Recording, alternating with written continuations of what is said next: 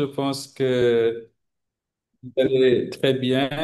Euh, Bonsoir, hein, ça doit être bonsoir de l'autre côté, Bonsoir, oui. monsieur Jean-Claude. Oui. Ah, C'est bien oui, oui, c'est ça. ça. Il est 20h30 ici. D'accord, très bien. Enchanté, c'est un plaisir de vous retrouver. Très heureux, docteur. Ah, merci beaucoup. Et de l'autre côté, le climat? Il fait chaud et humide à Abidjan, comme d'habitude. Ah, ça, c'est comme le climat de Dakar, c'est vrai Oui, que... oui, oui. C'est pour ça que j'aime Dakar. Je m'y sens bien. D'accord, ça, c'est déjà un bon point. Oui, je crois que je suis un Dakarois. Ah, ça, c'est une bonne chose, hein. Oui. On va vous donner un nom, Serero Halpular, comme ça, Ah bon. vous pourriez bénéficier du cousinage à plaisanterie que nous avons. Absolument. Et voilà. Il suffit de prendre un bas ou un diallo au Seine. Oui, voilà, c'est ça. C'est vrai. Voilà, c'est ça. En tout cas, merci, hein. C'est un plaisir de vous retrouver. C'est vrai que les agendas sont chargés, mais accepter de partager surtout, c'est vraiment appréciable, quoi. Et je l'apprécie très bien. Merci. Mhm. Alors, chers organisateurs, vous voulez qu'on commence? C'est vrai je pense, 20h42. Est-ce que vous souhaiteriez que l'on commence tout de suite? Oui, docteur Diène, je Oui, pense on peut démarrer. Je pense nous qu'on peut sommes à bien vous, hein? démarrer. Oui, je pense D'accord. qu'on peut bien démarrer avec bien sûr votre accord. Ah, bon, au plaisir, hein? Au plaisir. Donc, merci beaucoup pour l'organisation. Je tenais quand même à vous remercier pour avoir provoquer l'occasion. Vous savez, ces genres d'activités permettent aux universités, aux intellectuels d'être dans une logique de décloisonnement du savoir et c'est là où c'est important. Je pense que les intellectuels doivent se parler, les universités doivent se parler et les uns et les autres tout court doivent se parler. Donc, provoquer ces genres de réflexions, c'est très salutaire et je l'apprécie beaucoup. Donc, c'est l'occasion de remercier la Diaspo, les organisateurs pour avoir provoqué cette occasion que nous aimons bien, nous autres scientifiques. Donc, merci à tout protocole respecté, Ibrahim Diatta, avec l'équipe. Je pense que nous apprécions à sa juste valeur ces genres d'activités et voilà quoi. Donc, nous sommes là et c'est pour respecter notre part également de responsabilité par rapport à des problématiques qui nous intéressent. Donc, moi, c'est Dr. Diène Moustapha, enseignant-chercheur en sciences politiques, et je me veux un peu le rôle assez, je pense, je ne sais pas, assez compliqué hein, de devoir modérer la séance d'aujourd'hui, mais je pense que je vais m'efforcer du mieux que je peux pour essayer de rendre les échanges fructueux et porteuses, justement, porteurs, pardon, de sens pour nous tous. Et c'est là où c'est intéressant. C'est à la fois une tâche quand même exaltante, mais également assez redoutable. Mais je rassure quand même le public et je rassure également notre intervenant du jour quant à notre volonté de vouloir assurer quand même un échange assez fructueux. Donc, mis à part ces éléments de protocole, je vais me tourner vers notre très cher conférencier du jour. Donc, vous n'êtes pas sans savoir que Monsieur Jean Esso, je pense, SO et nous 6, ça corriger, suffira. hein. Moi, SO et 6. j'aime bien Jean-Mathieu, Jean-Mathieu Ezis. Voilà. Bon, je ne sais pas si c'est finalement plus je sais, accessible de l'autre côté un peu de nous d'autres francophones, mais Jean-Mathieu Claude, ça sonne très bien. Et voilà, Merci. après la conférence, je tâcherai de m'approcher de vous pour avoir une idée de la signification de ESO, ESIS. Au plaisir, docteur, de vous accueillir.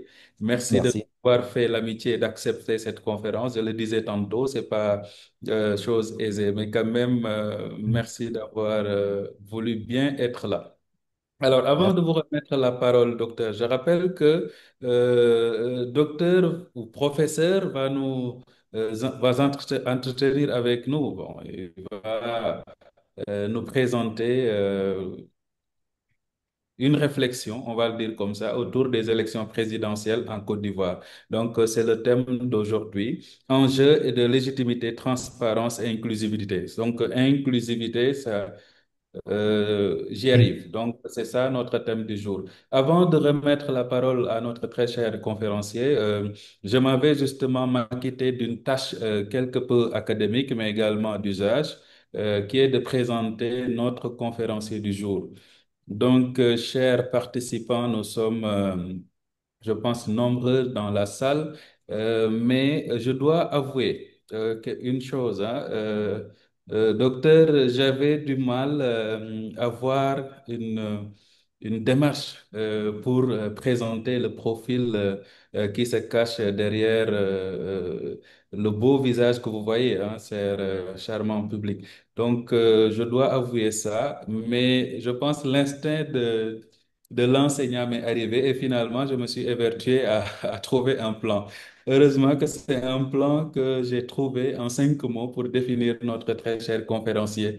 Et je vais commencer par dire que Monsieur Jean-Mathieu l'apprenant, mais aussi Jean-Claude l'administrateur, c'est le deuxième mot que j'ai trouvé. Le troisième point, c'est Monsieur Jean-Claude le professeur. Le quatrième point, c'est Monsieur Jean-Claude, le manager.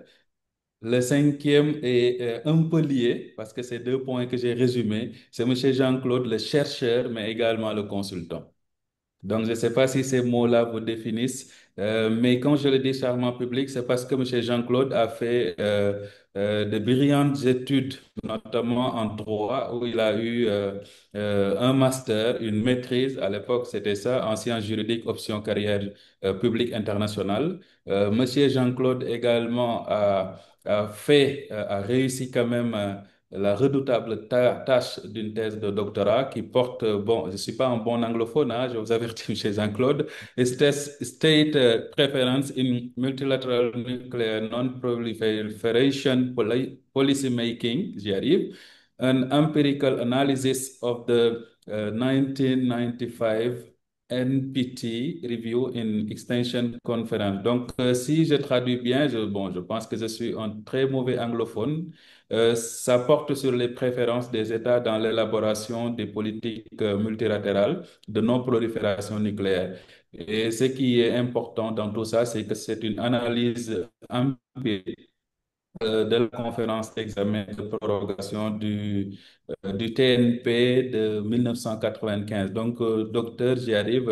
N'hésitez pas si, voilà, il y a des corrections à faire ou des rectificatifs. Donc, quand je dis l'apprenant également, je le disais tantôt, c'est celui qui a réussi quand même à soutenir une thèse de doctorat en politique publique, option gouvernance et management, financée par la bourse Fulbright du gouvernement des États-Unis. Donc là, c'est l'apprenant. Je sais que je vais parler peu de ce que je sais, mais c'est un profil quand même qui véritablement est à sa place aujourd'hui pour nous parler de cette thématique. Mais également, le deuxième, c'est que M. Jean-Claude, c'est l'administrateur. Donc, je rappelle que M. Jean-Claude, après avoir fait ses études, M. Jean-Claude, ou même avant de finir la thèse, Monsieur Jean-Claude est diplômé et administrateur civil, justement diplômé de l'ENA de Côte d'Ivoire, donc qui a beaucoup été à des postes de responsabilité au bureau du terrain de Bukavu, ça c'est un exemple, au bureau du terrain de Bénin de Béni, pardon, en tant que chargé des territoires de Béni et de Lubero. Je pense que c'est des provinces du Nord Kivu dans le cadre de la MONUSCO. ça veut dire que c'est un administrateur. Et pour ne citer que cela, j'avoue qu'on pouvait continuer au niveau des provinces du Kasaï central, du Kasaï oriental, de Sankuru, mais également de l'Omani. Donc, ça veut dire que c'est quelqu'un qui a occupé beaucoup de postes en tant qu'administrateur civil et qui fait de lui le profil qu'il est aujourd'hui. Le troisième point que je peux partager avec le public, c'est que M. Jean-Claude, le professeur, donc je rappelle que depuis le tournant des années 2000, il est professeur sur les questions de résolution de conflits et de politique publique. Il est également professeur visiteur et chercheur principal au niveau de la Senior Flow and Association Research Scientist, donc qui tourne autour des politiques publiques, justement aux États-Unis, l'université George Mason, justement aux États-Unis, et il est également professeur visiteur en tant que chercheur postdoc, donc les chercheurs en connaissent, donc visiting scholar bon, lauréat de la bourse Fulbright Brain. Donc, ça veut dire que Monsieur Jean-Claude a également des pensants d'un grand pédagogue. Et à côté, nous retrouvons également le manager. Monsieur Jean-Claude a eu à être directeur de la tutelle administrative des collectivités territoriales au niveau de la Direction générale de la décentralisation et du développement local, donc du ministère bien sûr de l'Intérieur et de la décentralisation à Abidjan. Monsieur Jean-Claude est en même temps directeur des affaires générales des collectivités territoriales, donc au niveau du même ministère à Abidjan. Il est également conseiller technique chargé de la politique nationale. Bon, il fut, on va le dire comme ça, conseiller technique chargé de la politique nationale de décentralisation au cabinet du ministre d'État Émile Constant Bombé, donc ministre de l'Intérieur et de l'Intégration nationale. Donc, nous retrouvons ces casquettes et à côté, il a été également sous-préfet justement de Fronan, une sous-préfecture de Fronan au niveau du département de Kachola. J'aimerais bien visiter, ça me ferait énormément plaisir. À côté du fait qu'il soit manager, Monsieur Jean-Claude est en même temps un chercheur qui a publié un certain nombre de documents scientifiques, bien évidemment, sur les determinants of success in United Nations Peacekeeping Operation, donc avec Jacques-Laurent Coco et plein d'autres travaux qui portent sur la résolution de conflits. Donc, c'est un bâtisseur de paix et c'est en ce sens que finalement, Monsieur Jean-Claude est également un consultant international avec plus de 25 ans d'expérience sur des questions de conflit, pour avoir été travailleur, bon, pour avoir été chargé des affaires civiles au sein de l'ONUCI, que vous connaissez en 2012, mais également pour avoir été au même poste au niveau de ce poste-là également pour la MONUSCO en 2013. Donc, voyez, charmant public, les innombrables qualités qui se cachent derrière et le tout coiffé par un autre mot que je viens de comprendre suite à ces mots-là que j'ai élaborés, que j'ai montré, que j'ai mis en avant tout à l'heure. C'est que derrière ce profil se cache l'humain. J'ai appris que la vraie des connaissances, c'est celle qui mène l'homme vers les hommes. Et je pense que de l'apprenant au consultant, finalement, M. Jean-Claude est resté sur sa même ligne de marque, c'est-à-dire d'être tout simplement humain. Et c'est en ces termes, Monsieur Jean-Claude, que je vais vous remettre la parole et tout en avertissant le public véritablement que nous avons aujourd'hui le profil qui est à sa place. Monsieur Jean-Claude, les élections présidentielles en Côte d'Ivoire entre enjeux, mais aussi devoir d'inclusion. Vous avez la parole. Merci beaucoup, docteur Dienne. C'est Dienne, c'est ça, le C'est nom? bien, c'est bien ça. Dienne. Merci beaucoup. Euh, je vois que nous avons 42 participants, c'est beaucoup de monde. Euh, je ne sais pas combien de temps nous avons au total et combien de temps je peux me permettre de parler, mais en général, je n'aime pas faire long. Euh, alors, peut-être vous pouvez me dire, est-ce que j'ai un temps déjà alloué pour mes propos ou bien je le fais comme je sens? Oui, c'est fait exprès parce que je voulais pas quand même couper l'appétit du public, Ok. mais d'usage, nous accordons 30 minutes à l'intervenant. Mais si vous pensez que c'est beaucoup trop peu, Vous avez la liberté, docteur. Merci beaucoup. En général, je pense que c'est peut-être trop pour une conversation sous ce format-là, parce que je n'ai pas un texte écrit, je n'ai pas jugé nécessaire d'en écrire un. Ah, Mais 15 minutes, alors, merci.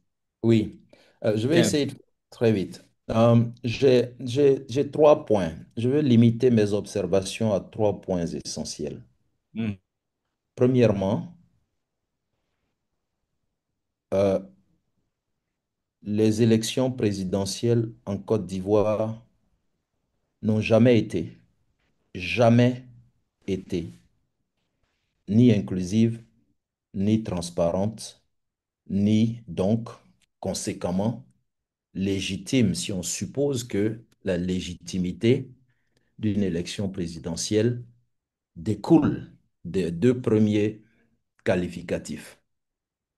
Donc, l'élection présidentielle en Côte d'Ivoire n'a jamais été ni transparente, ni inclusive, ni donc légitime. Ah, c'est le premier message. Euh, mais ça veut dire déjà que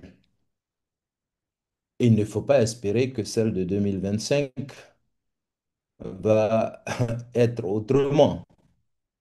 Euh, j'ai l'habitude de dire que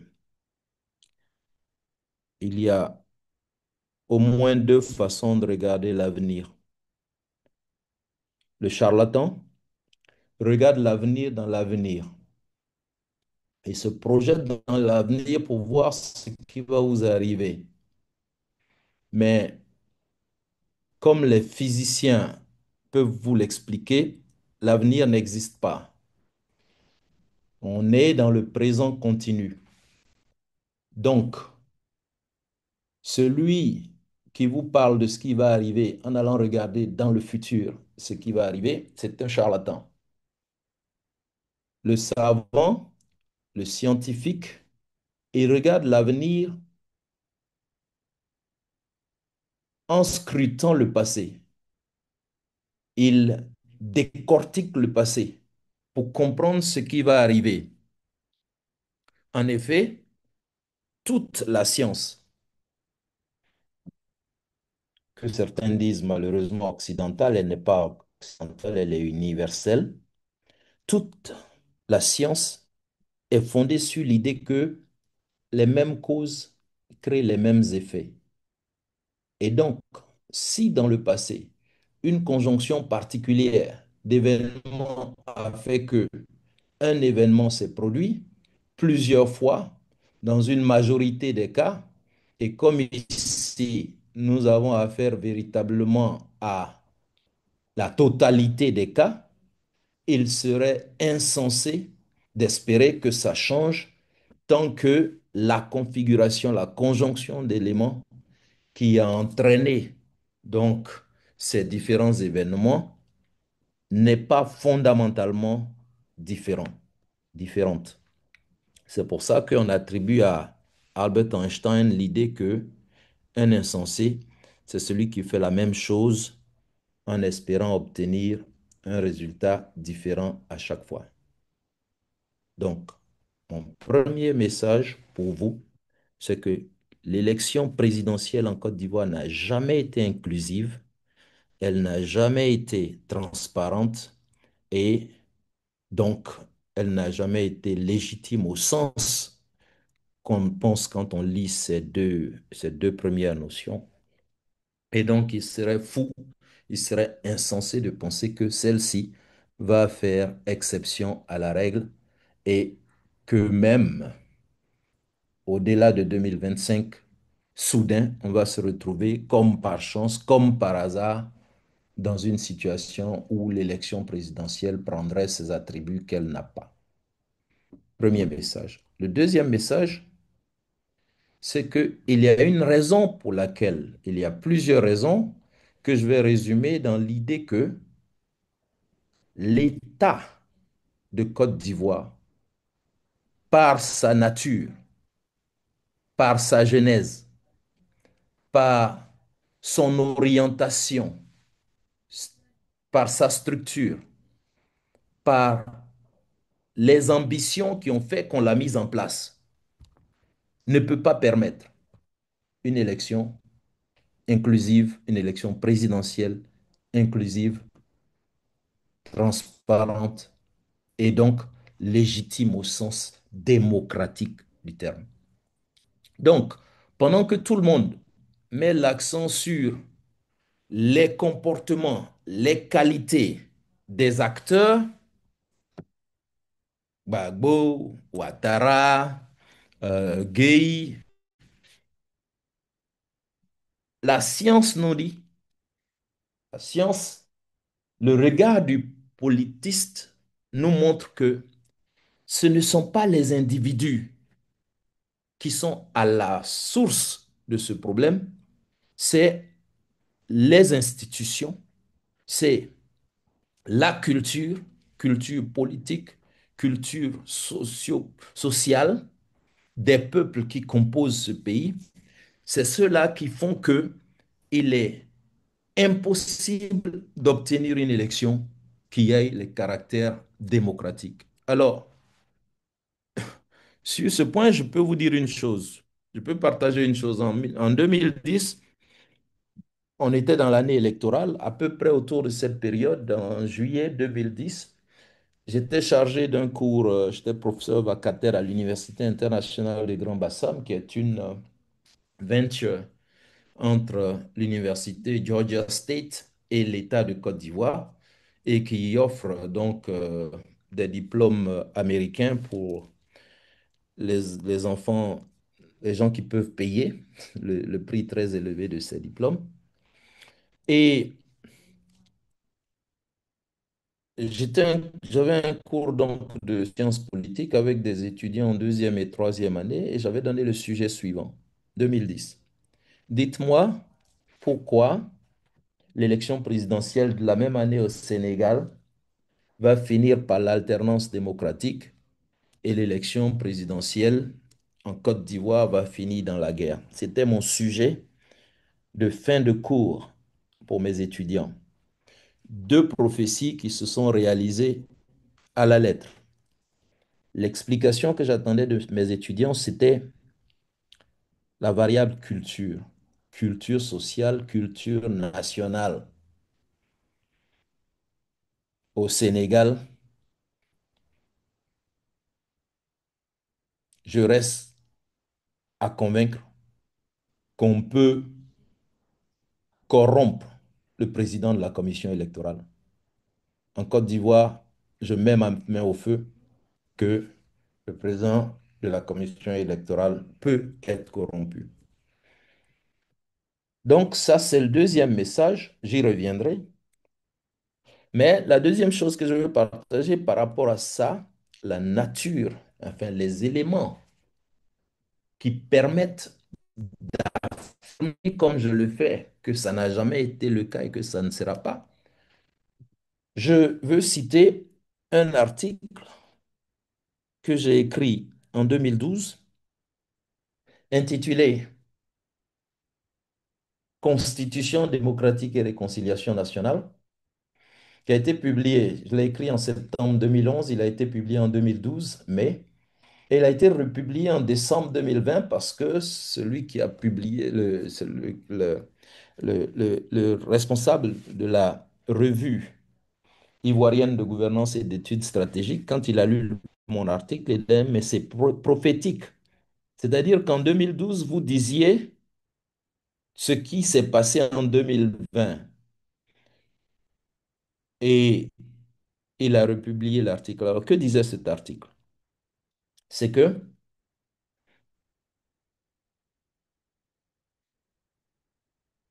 le problème de la Côte d'Ivoire, c'est le parti unique.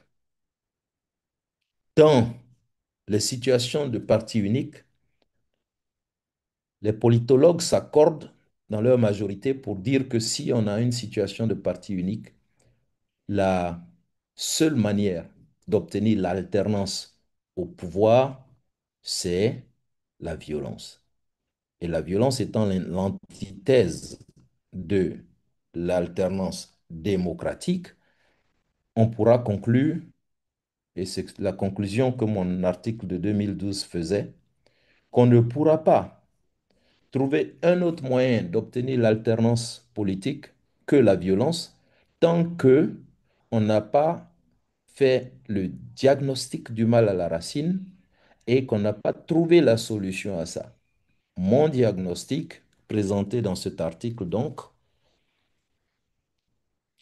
c'est que si on veut la réconciliation nationale, la seule manière d'obtenir une réconciliation nationale qui en vaille la peine, c'est d'amener la nation ivoirienne à s'engager dans un exercice de type constitutionnel. Autrement dit, de s'entendre pour élaborer une constitution démocratique. Je reviendrai là-dessus tout à l'heure.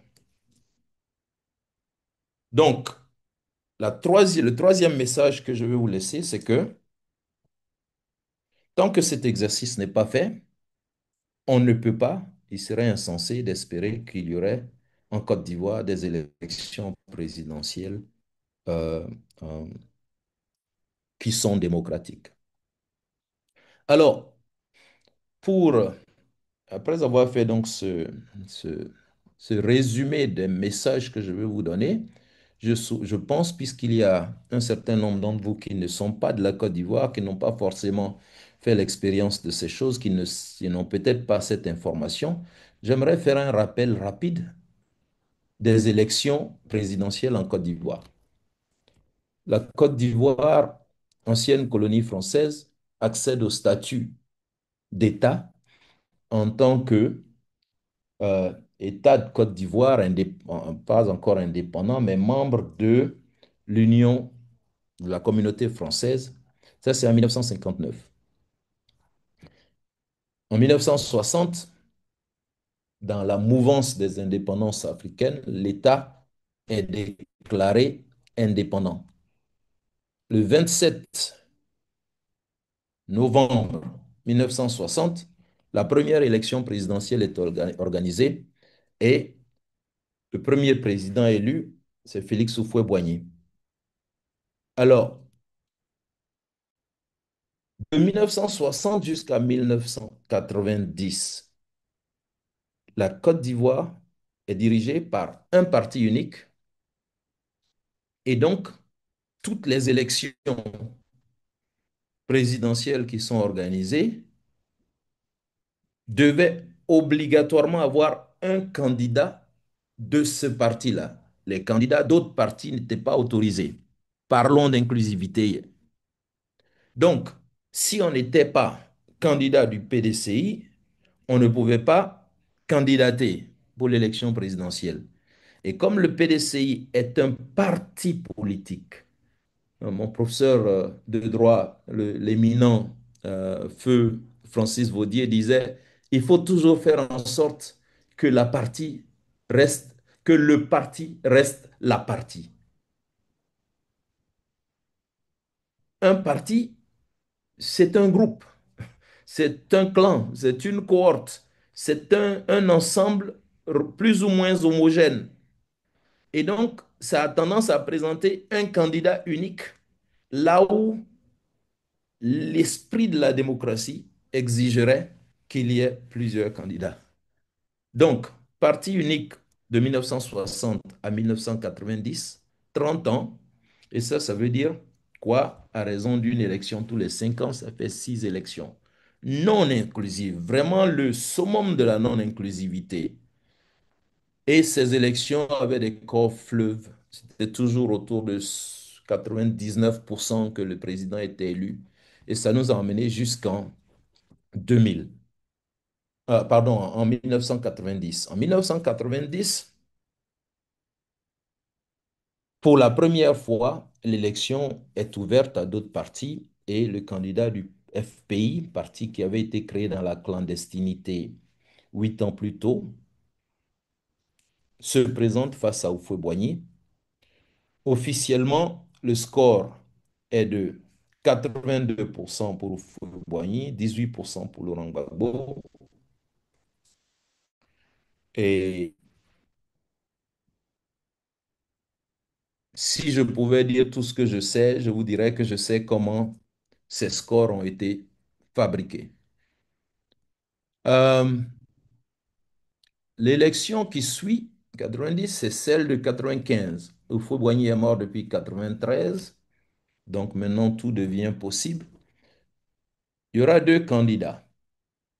Deux candidats, puisque les autres candidats qui ont annoncé leur candidature ont ensuite décidé de boycotter l'élection parce que les conditions ne leur semblaient pas de nature à assurer la transparence de cette élection-là. Et donc, on va retrouver M.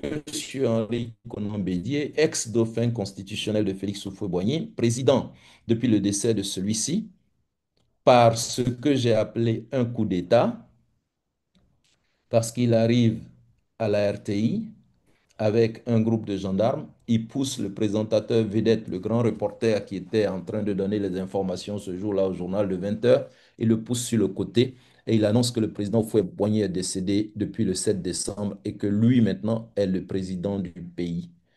Alors certains me disent, c'est pas un coup d'État ça, mais je dis le coup d'État, c'est un changement à la tête d'un pays qui est fondé sur l'usage de la violence ou la menace d'usage de la violence. Et quand on définit ça comme ça, c'est exactement ce qui s'est passé dans cette nuit de décembre 1993.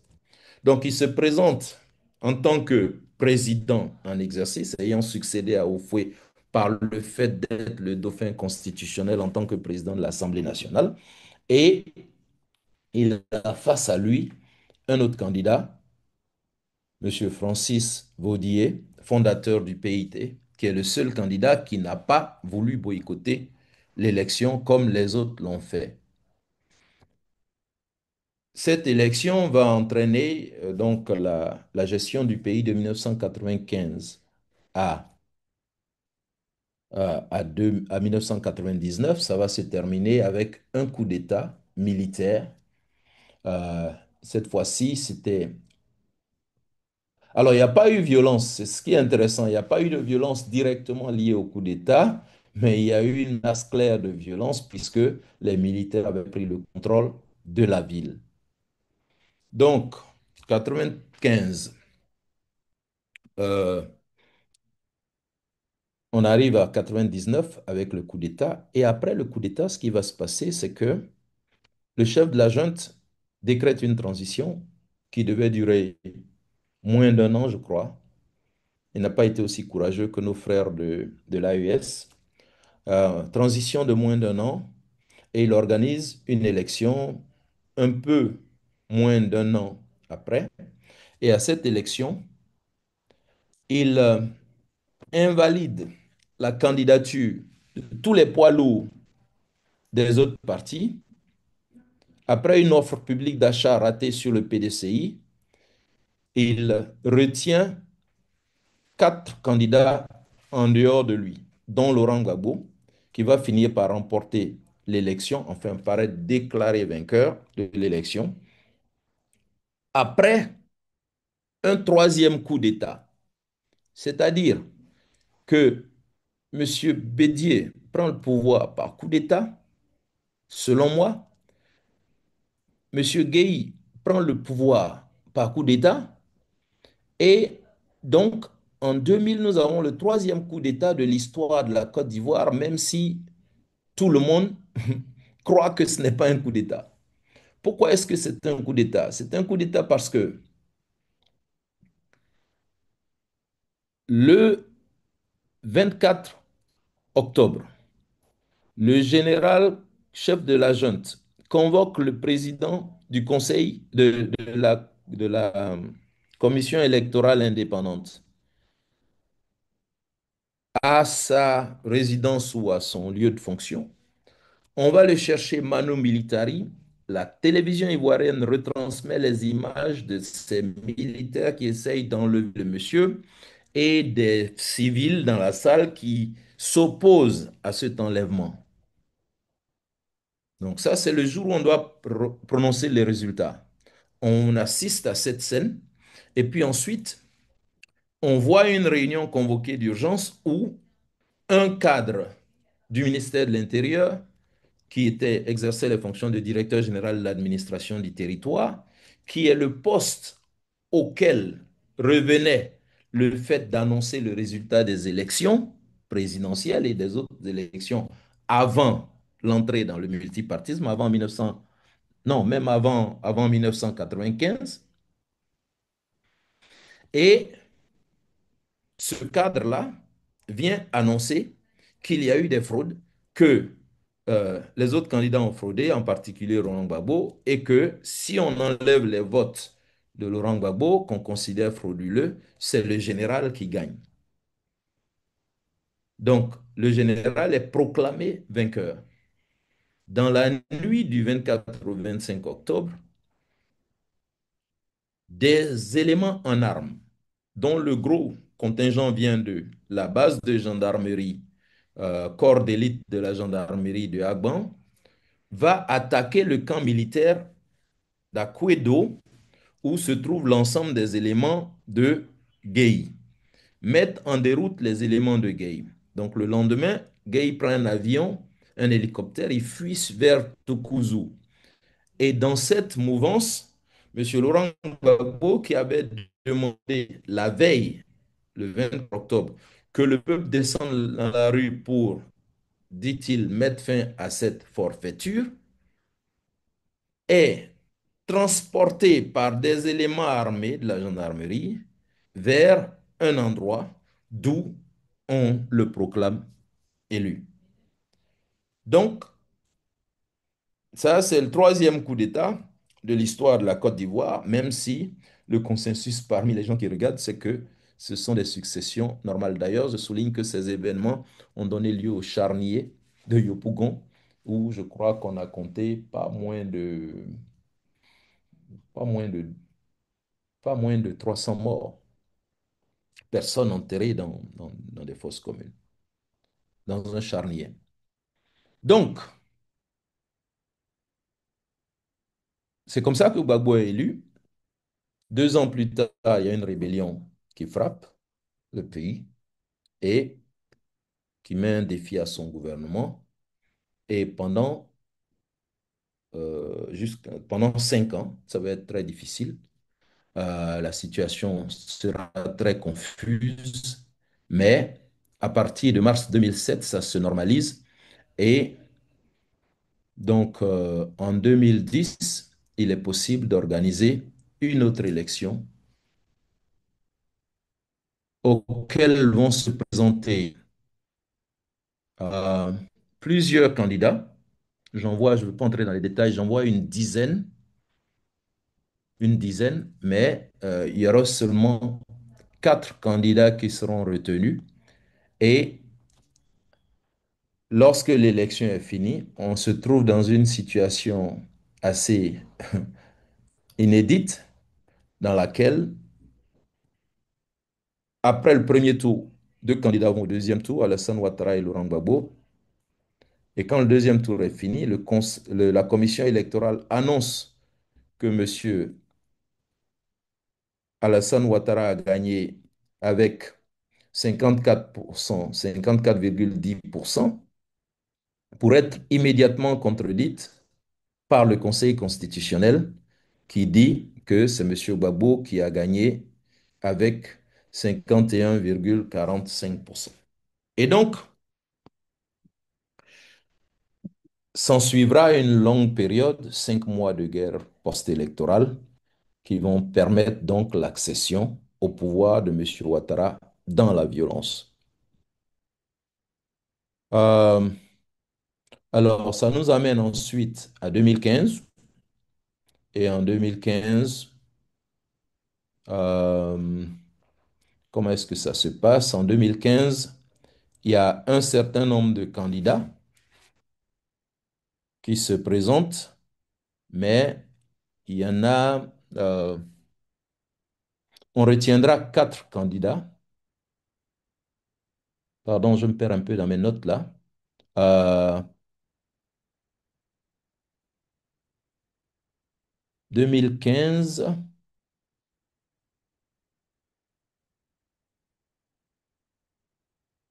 2015, on va avoir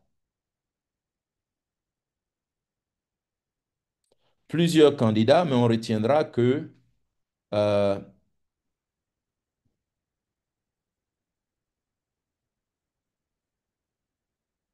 Alassane Ouattara sera opposé à Pascal Affi-N'Guessan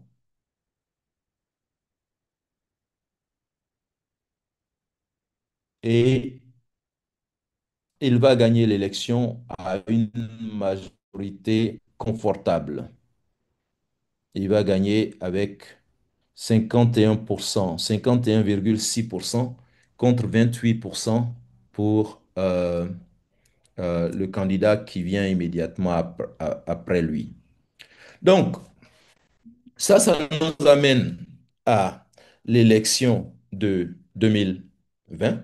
En 2020, il y a plusieurs candidats qui se déclarent, qui se présentent, mais beaucoup sont invalidés. Je crois qu'il y a il y a 10 candidatures qui sont retenues. 10 candidatures, c'est pour 2015. Donc, 10 candidatures retenues. Alassane Ouattara gagne confortablement. Euh, et en 2020, c'est seulement 4 candidats qui sont retenus, mais le président Ouattara va gagner encore une fois très confortablement. Donc, j'espère avec ces faits avoir établi le premier point dont j'ai parlé, à savoir que il n'y a jamais eu en Côte d'Ivoire une élection présidentielle inclusive, transparente, et donc que les Ivoiriens sont habitués au type de légitimité que confèrent euh, les élections imparfaites, les élections non démocratiques. Alors, je l'ai dit,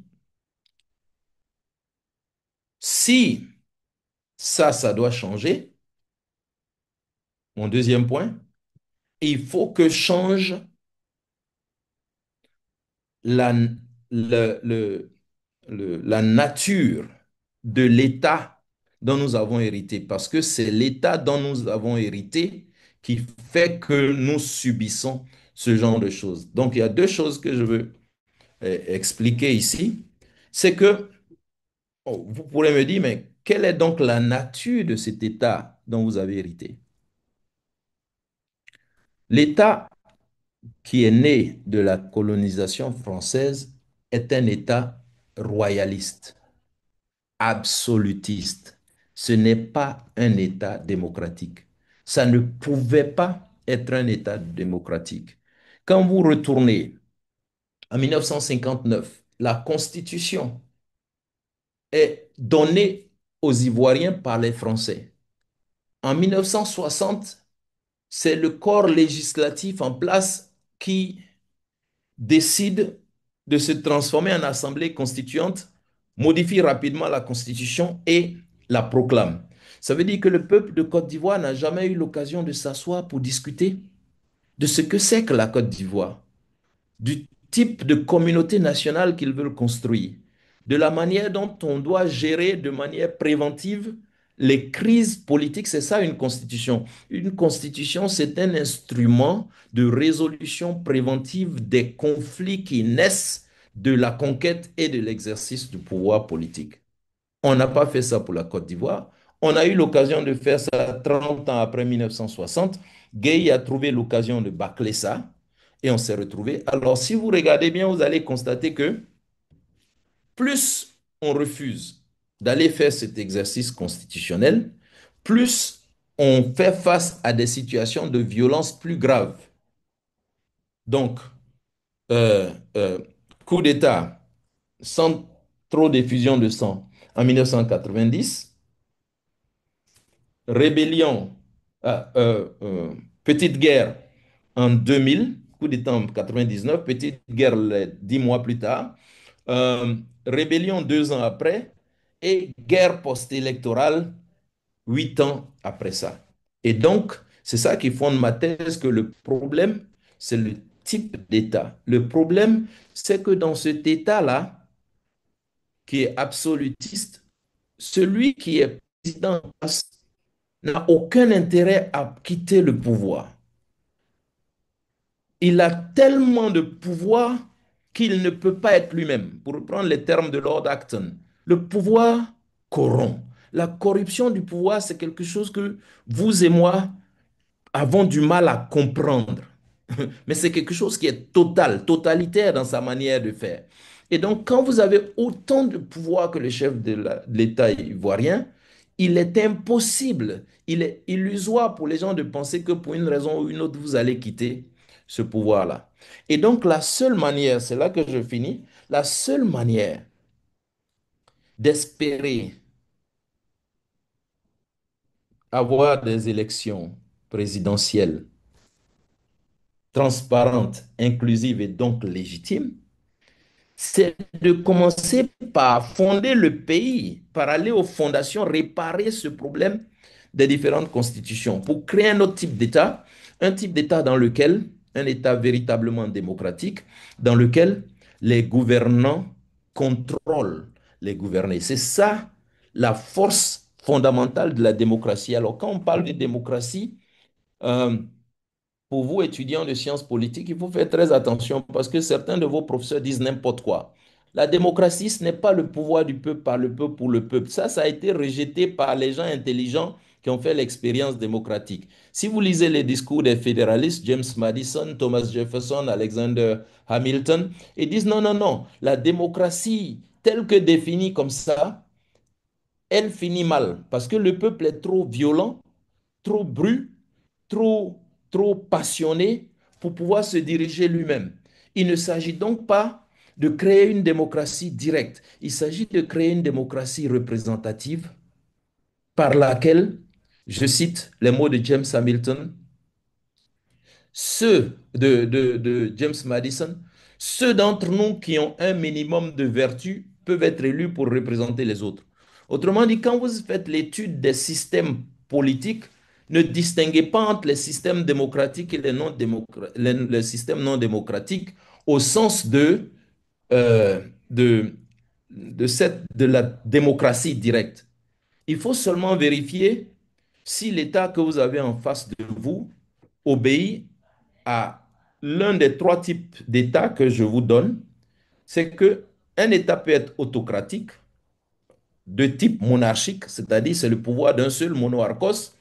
Un État peut être oligarchique, de type donc oligarchique, oligo-archos, c'est-à-dire le pouvoir d'une minorité, ou un État peut être une polyarchie au sens de poly, c'est-à-dire la majorité, d'une majorité, non plus une minorité, qui soit au pouvoir.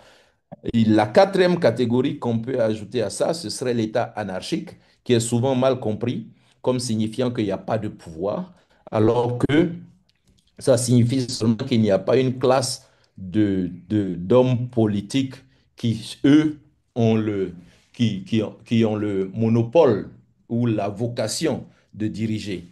Donc, on parle de système parfois de classe d'âge. Donc, le pouvoir n'est pas vacant. Il est géré par d'autres structures, des structures notamment qui ne sont pas totalement patriarcales comme dans l'État qu'on a reçu de l'Occident. Et donc, pour moi, là réside le problème. Il faut aller aux sources constitutionnelles du pouvoir. Et ça, je le dis parce que je pense comme mon professeur à George Mason University, c'est là que je vais finir. Le prix Nobel de sciences économiques James McGill Buchanan, dont j'ai été l'étudiant à George Mason University aux États-Unis, disait ceci. Il a gagné le prix Nobel pour sa contribution à la théorie des choix publics. Une théorie, une école théorique qui repose sur l'idée que la science économique d'aujourd'hui est perdue, que les économistes d'aujourd'hui sont devenus des scientistes.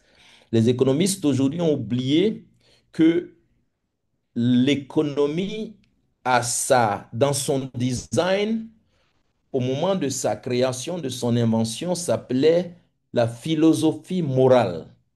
Et que donc, on ne peut pas discuter de comment on peut optimiser telle ou telle chose si on ne regarde pas le système politique dans lequel les individus opèrent. Et il a cette phrase qui dit que le vrai changement ne peut pas résulter d'un changement de comportement des acteurs à l'intérieur d'un cadre constitutionnel déjà établi. Le vrai changement résulte d'une révision des règles constitutionnelles du jeu, parce que toute interaction humaine est une transaction. Et donc, si on crée de nouvelles règles qui contraignent les habitants, les gens qui sont dans ces transactions à changer, on peut espérer changer leur règlement, leur comportement. Mais si on garde les mêmes règles constitutionnelles qui favorisent donc la compétition pour toutes les ressources, sans trop de considération pour ceux qui sont gouvernés, on a ce qu'on mérite. Et donc voilà, finalement, j'ai pris un peu plus de temps, mais je crois que le message est clair et je me mets à votre disposition pour discuter si vous avez des contributions ou des questions. Merci. Alors, merci beaucoup, docteur. Je pense que, cher public, vous l'aurez compris, hein, très sage dans la démarche, mais également assez pointu. Et surtout, la particularité de notre conférencier, c'est d'avoir arboré cette casquette du scientifique et qui fait que il a parlé un peu sans filtre, avec en toute objectivité. Je pense que très souvent, c'est une qualité qui est très recherchée, c'est les chercheurs, hein. C'est vrai qu'on peut réfléchir sur des ordres qui nous intéressent ou qui même nous entourent, mais faire cet effort d'objectivité, je pense, c'est très important. Donc, merci, notre très cher Jean-Claude, pour ces lumières. Et donc, très rapidement, pour m'atteler à la tâche du modérateur, vous savez, c'est assez compliqué parce que tout doit se faire avec modération, et y compris la modération elle-même. Donc, je m'en vais vous décliner les quelques points. Heureusement qu'il a annoncé dès le départ que c'est 3 points. D'abord, il part, bon, ça c'est moi qui le dis comme ça, professeur. Il part d'une hypothèse fonctionnaliste, comme quoi que du point de vue fonctionnel et pratique, l'élection n'a jamais été inclusive, ni transparente, ni légitime en Côte d'Ivoire. Hypothèse que vous pouvez également qualifier d'affirmation. Mais je prends la formule comme hypothèse et il passe par une analyse quelque peu institutionnelle ou institutionnaliste pour voir comment, à partir des tares de la nature de l'État ivoirien, aujourd'hui, il est difficile d'asseoir des élections libres et transparentes et qui respectent les préceptes et les principes de la démocratie avant de venir à une solution. Et c'est là où il prône ce que moi j'aurais appelé l'urgence d'une constitution démocratique. Donc, je pense que, cher professeur, est revenu sur ces aspects-là de fond en comble, ce qui pose le débat autour donc de cette thématique.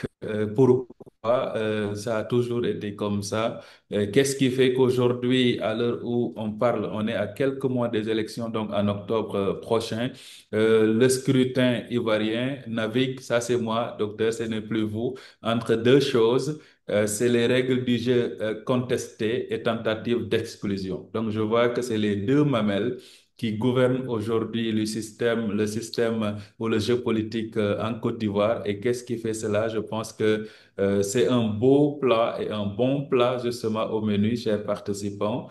Et ça va nous permettre de passer au niveau du PPACI, PPACI au PDCI, RHDP, etc. Je pense que le public a bien pris note et que les échanges seront justement fructueux. Donc, je m'en vais ouvrir la parole. J'ai prévu de prendre une liste d'intervenants. Je ne sais pas si, chers organisateurs, ils se sont signalés.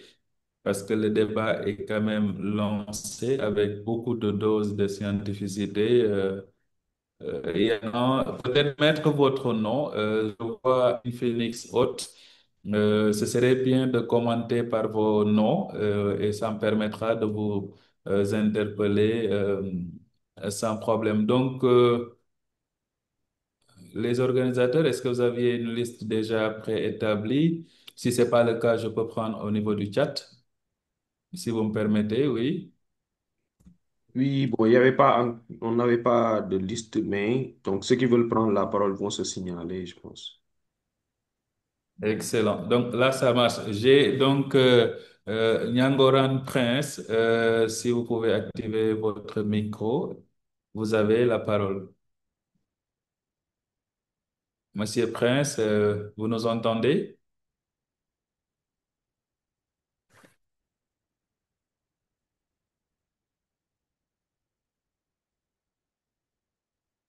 Est-ce qu'on a autorisé les micros, Saïd? Attends, je réactive les micros. D'accord, très bien.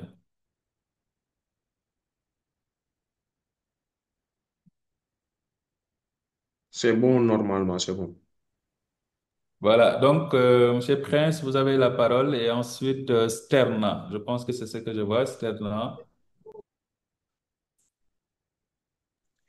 Oui, j'espère que vous m'entendez maintenant.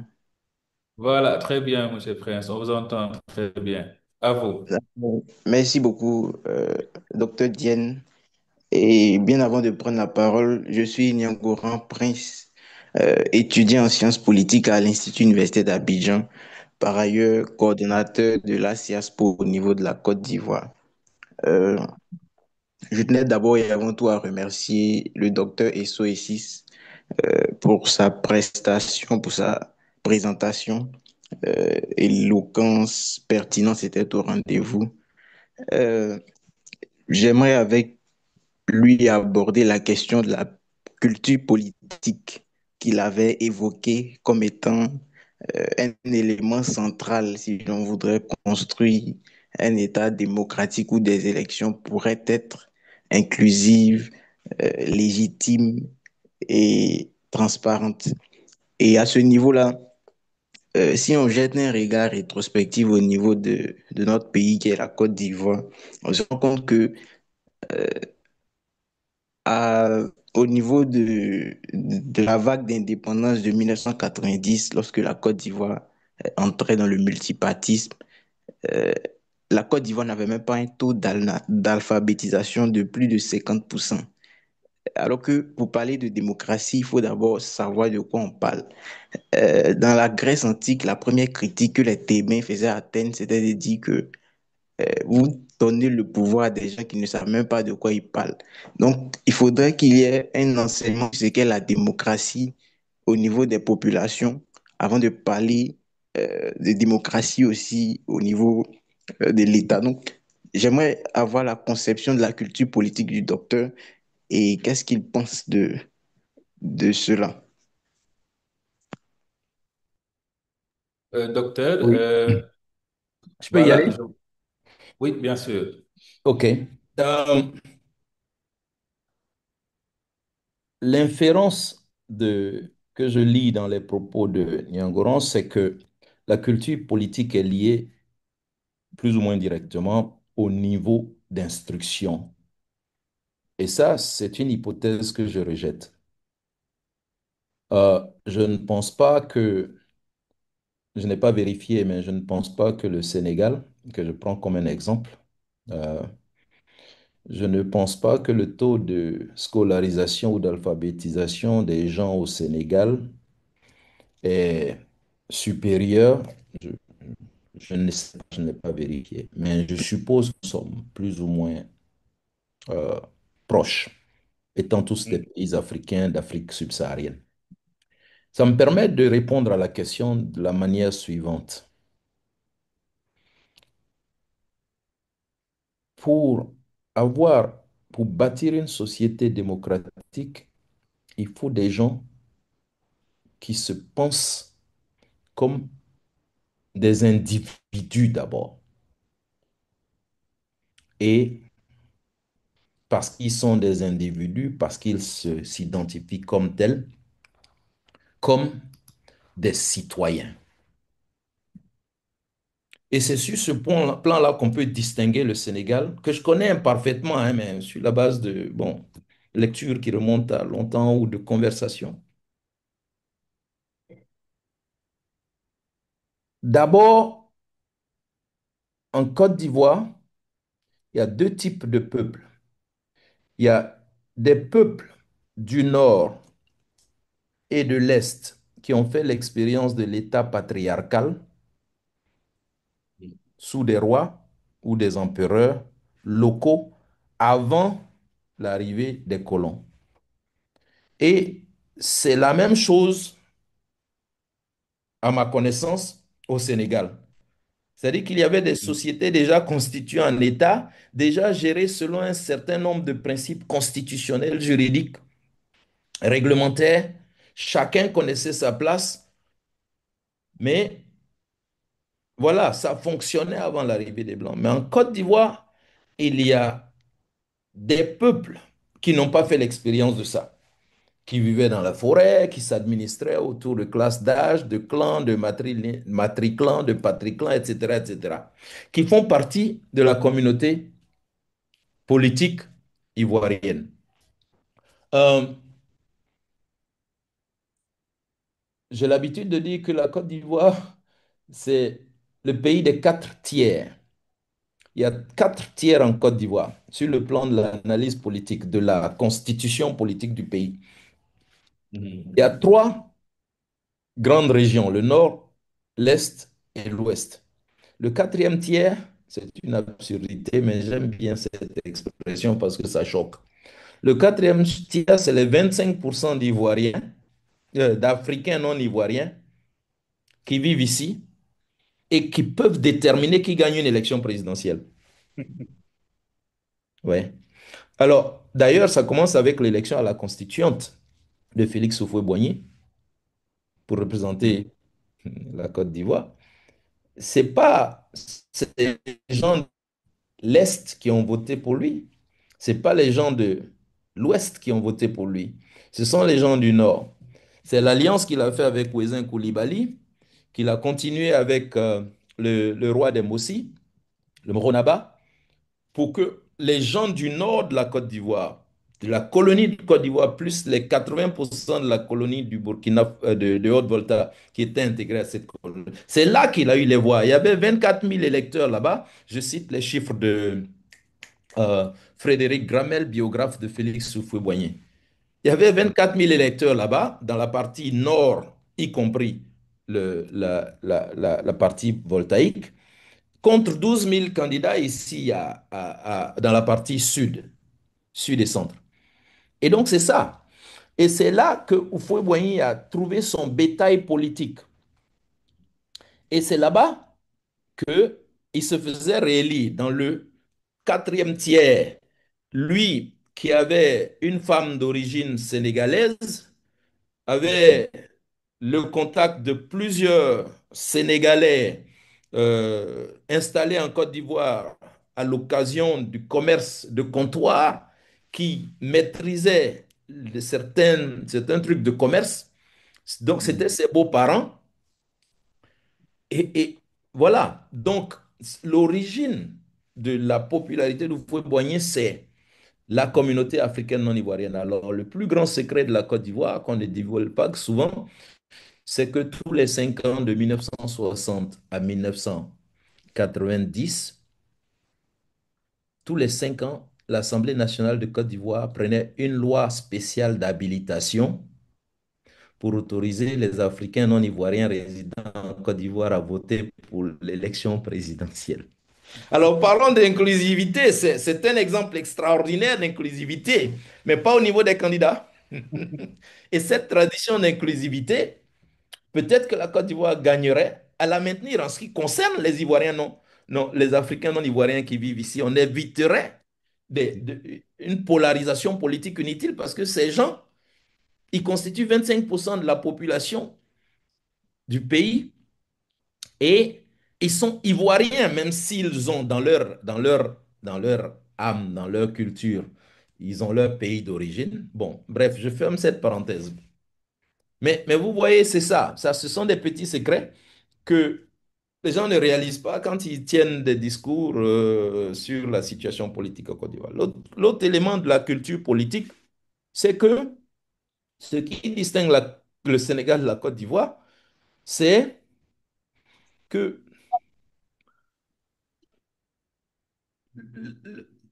en tant qu'ancienne capitale de l'AOF,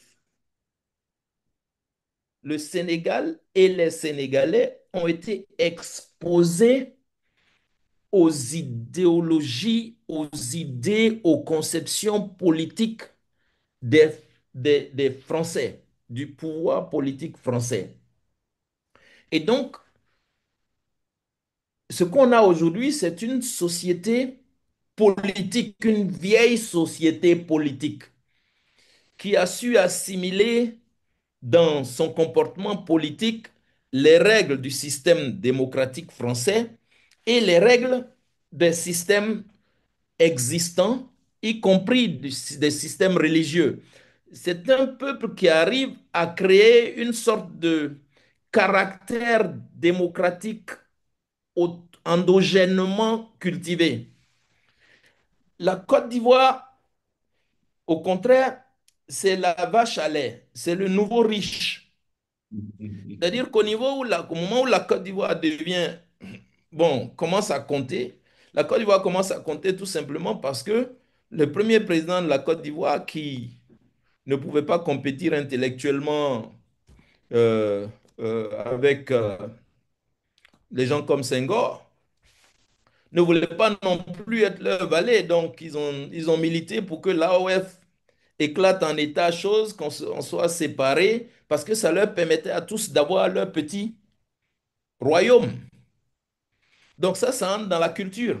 Donc Houphouët-Boigny préserve sa chasse gardée, qu'est la Côte d'Ivoire, et il travaille à faire des Ivoiriens des sujets plutôt que des citoyens à part entière avec lui. Et tout ce qui va résister à l'époque, ça va prendre la forme des intellectuels, des diplômés des universités françaises et des étudiants. Et tous ces gens qui vont s'opposer aux vues de Félix Houphouët-Boigny sur l'indépendance, sur l'organisation de l'État, un temps va arriver où Fouet va s'occuper d'eux. De 1963 jusqu'en 1967, pendant une période de 4 ans, sous les accusations de faux complots, on a torturé des gens, on a fait disparaître des gens, on en a enlevé, on les a humiliés. Gbagbo, Laurent décrit ça très bien dans un ouvrage comme Côte d'Ivoire pour une alternative démocratique. Alors pour ceux qui cherchent une clé de lecture pour cet ouvrage, si vous le lisez, c'est que quand vous lisez cet ouvrage, quand je l'ai lu, j'ai trouvé dedans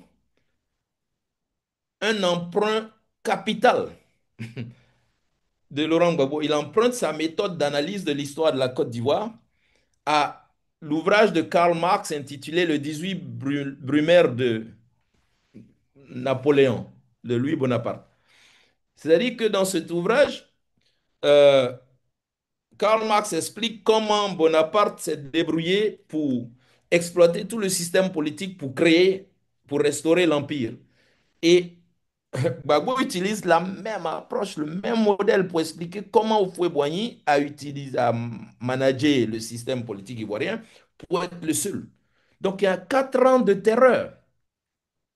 Au bout de 4 ans de terreur, 3 ans plus tard, c'est l'épisode des Guébiers où l'armée entre dans les zones d'Ida et Bété, avec beaucoup de morts, des atrocités. Le peuple accepte son statut de sujet.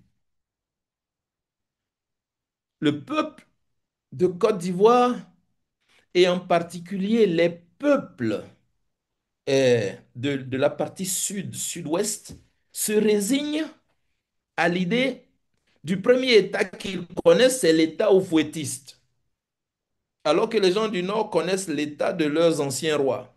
Et donc, je pense que la notion de citoyenneté a été vraiment travaillée pour empêcher les gens de chez nous de... Voilà. Et donc aujourd'hui, quand vous voyez la culture politique des Ivoiriens, c'est une culture de sujet.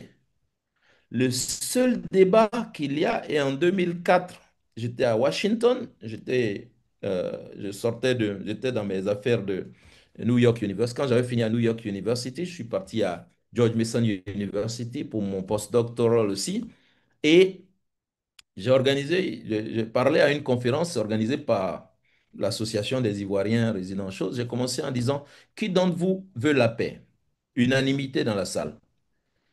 Alors, si je dis au nom de la paix, laissons Monsieur Gbagbo président, j'entends non, non, non, non, non, non, non. C'est-à-dire que tous les anti-Gbagbo ne peuvent pas accepter l'idée que Gbagbo reste. Quand je propose Bédier, non, non, non, non. Quand je propose Ouattara, c'est non, non, non. C'est-à-dire chacun veut que son roi soit le roi de l'ensemble. Et donc, ça devient compliqué d'espérer que ces gens qui obéissent à leur loyauté particulière sont capables d'accepter un jour le résultat d'une élection que leur roi a perdue. Donc, c'est ça le problème de la culture politique des choses. Absence d'une mauvaise compréhension de l'idée de l'individualisme. À Abidjan, si vous traitez quelqu'un d'individu dans la rue, il va vous frapper. On n'assume pas notre individualité. Certains se définissent comme étant l'enfant du zanzan, c'est-à-dire il est l'enfant de là où il est né, de sa zone. Donc, l'idée d'être un individu en pleine possession de ses choix est problématique. Donc, on n'assume pas notre individualité, on n'assume pas notre citoyenneté, et donc on ne se détermine pas pour des principes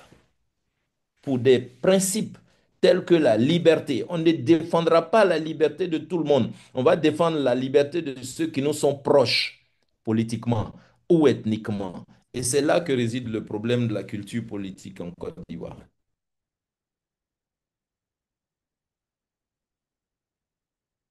Alors, merci beaucoup, docteur. Donc, je pense que il a passé en revue un certain nombre de théories, même de sciences politiques. Donc, aujourd'hui, la problématique de la culture politique ou de la maturité politique, je pense que pour le nommer, en réalité, a été pendant longtemps assujetti à la notion d'identité politique.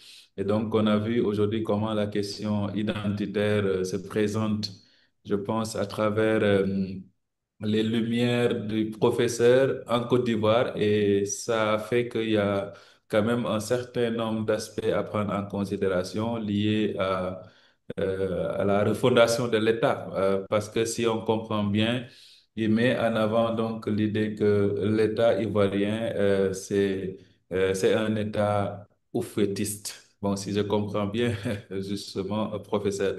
Donc, je pense que là, quand même, c'est une belle réflexion que vous me donnez, hein. J'avoue que j'ai pas envie que vous terminiez, professeur. Donc, pour continuer dans cette même lancée, nous avions Sterna et Serigne Murtada se prépare. Après Serigne Murtada, nous avons l'incompris. Bon, nous espérons pouvoir vous comprendre, hein, l'incompris Ndongo Dara. Et enfin, Rokhaya Diagne pour finir. Donc, nous avons quatre interventions qui se succèdent. Je pense, Sterna, est-ce que vous nous entendez? Oui, je vous entends.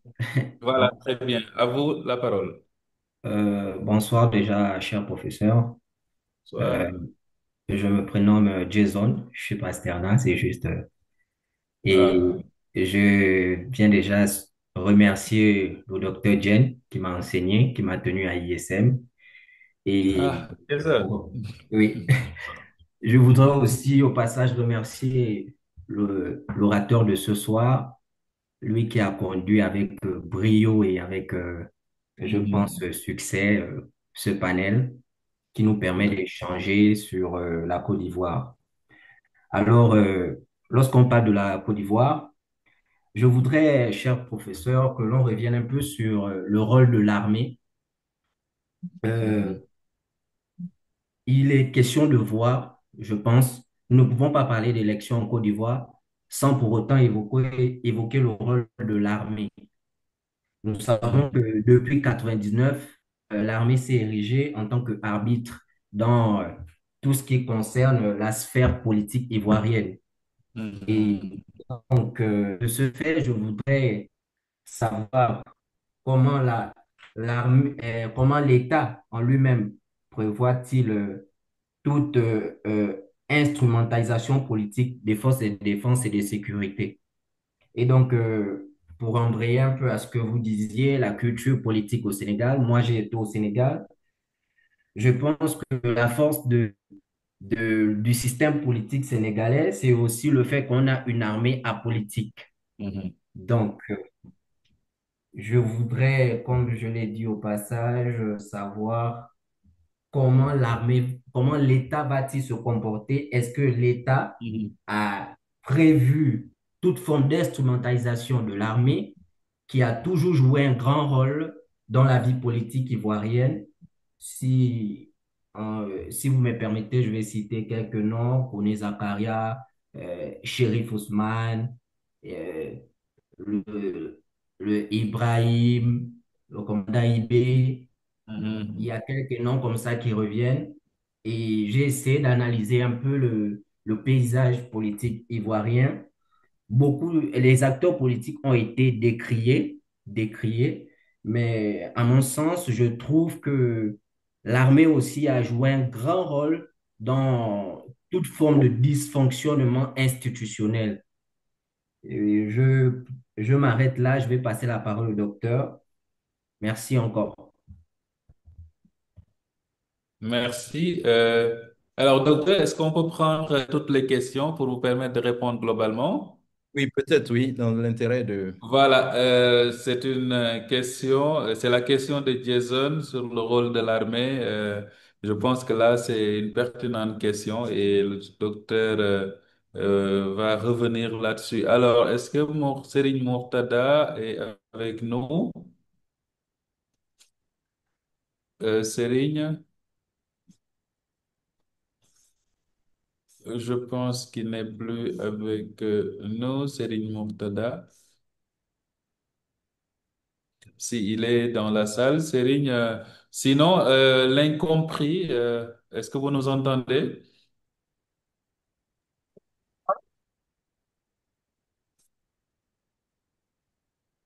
Oui, apparemment non. Je passe la parole à Rokhaya Diagne. Rokhaya Diagne, Oui, est-ce que vous êtes bonsoir. avec... Oui, bonsoir Rokhaya.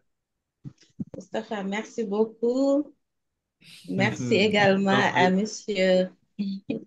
Essoïdi Mhm. pour cette belle présentation, cette belle conférence. Je m'appelle Rokhaya Diagne. Je suis docteur en Sciences Po et tutrice à l'Université numérique chez Hamidou Kane.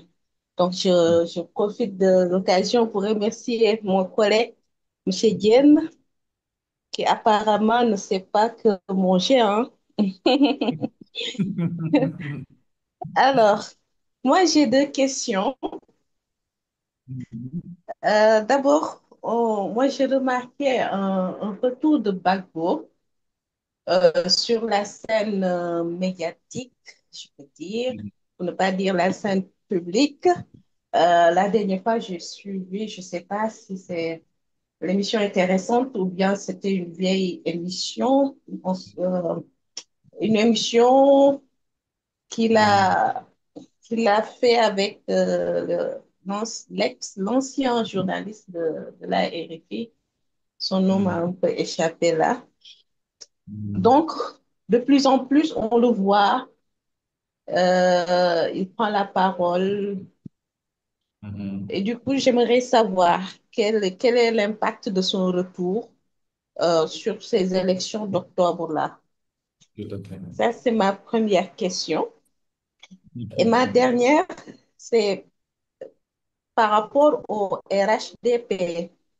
Mhm. J'aimerais vraiment comprendre sur quelle base le RHDP fonde-t-il sa légitimité en Côte d'Ivoire? Parce que même si on a noté les différents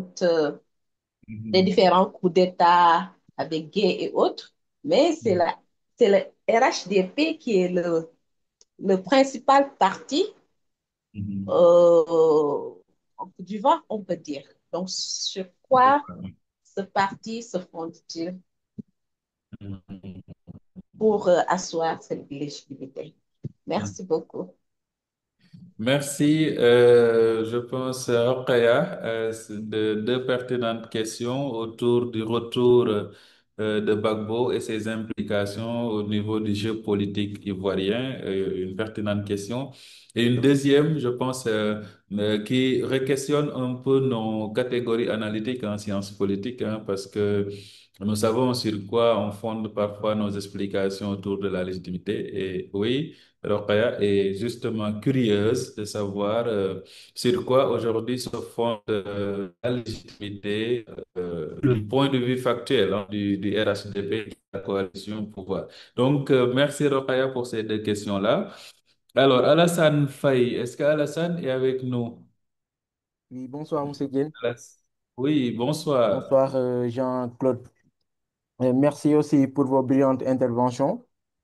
Voilà, Merci. en observant les récentes élections présidentielles en Afrique, notamment en Mhm, Côte d'Ivoire, on constate que les contestations électorales, la méfiance envers les institutions et les accusations envers mhm, les institutions, non, les accusations d'ingérence mhm, internationale reviennent mhm, régulièrement dans les discours des Ivoiriens. mhm, Voilà, cela montre bien que les enjeux de légitimité, de souveraineté et d'inclusivité mhm, restent des questions brûlantes aujourd'hui, mhm, bien au-delà de l'histoire coloniale. Dans ce mhm, contexte, pensez-vous que l'émergence des figures souverainistes, euh, mhm, je peux appeler Pulchéri Ballet, mhm. même des artistes comme Teken Diafakoli, et même aussi il y a même aussi il y a des leaders politiques. Il y a un nom qui m'échappe un peu. Je pense que c'est Guillaume Soro, si je m'abuse, qui a été Mhm, exilé. mhm, Pensez-vous que ces souverainistes pourraient ouvrir la voie à une réforme en profondeur des institutions électorales? mhm, mhm. Ah, Très bien. Mhm. voilà ma question. Je peux le Me- répéter Oui, allez-y, Alassane, merci. Mhm. parce que je dis que voilà, est-ce que pensez-vous que voilà, ces figures souverainistes pourraient ouvrir la voie à une Mhm. réforme en profondeur des institutions électorales, bien que tantôt M. Jean-Claude a parlé des institutions électorales. Est-ce que D'accord. est-ce que ces figures peuvent ouvrir, Mhm. Tout à fait. voilà ma question, oui. Merci. C'est une pertinente question, hein. Je Bien pense noté. que nous avons une approche en sciences politiques, le politique par le bas, Achille Ouais, Mbembe tout d'abord et Jean-François ouais, Bayard. Donc, comment est-ce qu'aujourd'hui la réforme de la commission ouais. électorale indépendante Mhm. en Côte d'Ivoire Ouais. peut être entamée à partir du bas? Donc, je pense que c'est une pertinente question. Une dernière Et, de et, Ibrahima. Oui, Alassane? et aussi, j'aimerais ajouter, l'influence ou bien l'instrumentalisation,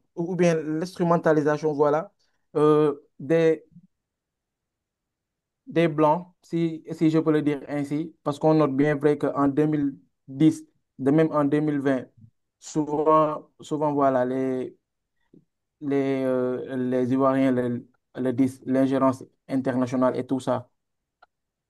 Mhm. Voilà ma question. Oui, c'est compris. Merci. Voilà, très bien. Alors, merci beaucoup Alassane pour ces deux questions. Une dernière question, celle de Ibrahima Diatta. Merci Moustapha. beaucoup. J'ai la parole, n'est-ce pas? Oui, merci. Oui, à vous, Ibrahima. Oui, d'accord, d'accord. Merci, merci, docteur Dieng. Merci Monsieur le conférencier, pour la pertinence en tout cas de la présentation et la belle substance surtout de de votre belle présentation encore une fois. Bon, je pense que effectivement, on est face à un sujet qui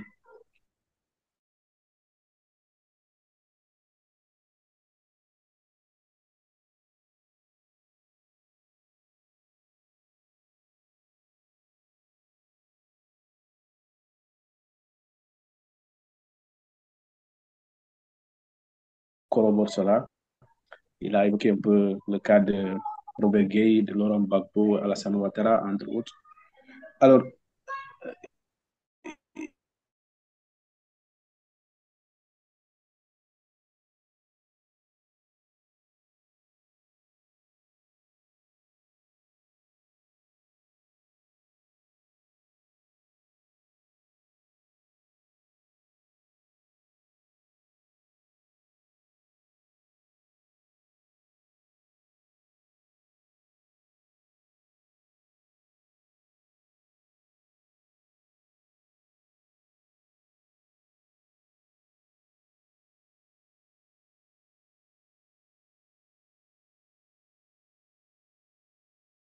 cette problématique. Voilà. Donc, pour vous dire que ce problème n'est pas seulement ivoirien, c'est un problème qui est plus ou moins africain. Voilà. Alors, autre chose, c'est par rapport au cas du Sénégal toujours. Donc, dans le cadre de votre présentation, vous avez eu à faire un parallèle entre le Sénégal et la Côte d'Ivoire. L'une des forces du Sénégal, si vous voulez, de la démocratie sénégalaise, c'est aussi sa société civile. On a une société civile qui est, on va dire, très forte, au-delà de l'armée, parce que l'armée reste républicaine. Mais quand même, à côté de l'armée aussi, il y a une société politique, il y a une société civile qui est très forte. Donc, sur ce, je voulais demander, docteur, si vous me recevez bien sûr, alors, face à ce problème-là que la Côte d'Ivoire est en train de vivre aujourd'hui, parce qu'il faut dire que c'est un problème, moi j'ai l'habitude de dire souvent quand je discute avec mes amis ivoiriens, est-ce qu'on ne va pas vers une nouvelle crise électorale en Côte d'Ivoire avec cette exclusion on va dire, des opposants phares, pour ne pas dire en tout cas des pionniers de la politique ivoirienne, notamment Tidjane Cham, Gbagbo, entre autres. Donc, ces gens-là aujourd'hui sont écartés, plus ou moins parce que jusque-là, rien n'est encore officiel, mais on s'attendait à ce qu'il y ait une élection exclusive qui prendra peut-être, qui ne prendra pas en compte l'inclusion de ces personnes-là que j'ai citées tout à l'heure. Alors, je voulais savoir, face à cette problématique-là, euh, qu'est-ce qu'aujourd'hui la société civile ivoirienne est en train de jouer comme rôle pour pouvoir stabiliser en tout cas cette élection présidentielle de la Côte d'Ivoire? C'est la première question. La toute dernière question, c'est de vous demander, docteur, si vous me recevez, quelle analyse faites-vous, Oui, je vous euh, reçois. voilà, quelle analyse faites-vous de la radiation de Tidjane Cham sur les listes électorales? Quelle analyse faites-vous de la radiation de Tidjane Cham sur les listes électorales? Donc, si vous me recevez, voilà en tout cas les questions que je voulais vous adresser en vous remerciant encore une fois pour la pertinence de votre contribution. Merci. Alors, merci beaucoup, Ibrahima Diatta, pour ces interventions. Je pense que c'est intéressant. Donc, une dernière prise de parole, docteur. On a déjà abusé de votre Oui, c'est temps. ça. Oui, non, Une non, ça dernière va. prise de parole pour répondre globalement aux questions posées. À vous, docteur. D'accord, merci beaucoup. Je voudrais commencer par la dernière question. Alors, la dernière question, l'exclusion de la radiation de M. Tidiane Thiam, ça, ça, c'est une question que j'attendais de toute façon et c'est une question sur laquelle j'ai beaucoup réfléchi et qui ça me désole un peu d'entendre les discours africains sur certaines questions. Mhm. Alors, à la base du mot élection, à la racine du mot élection, se trouve l'impératif de sélection.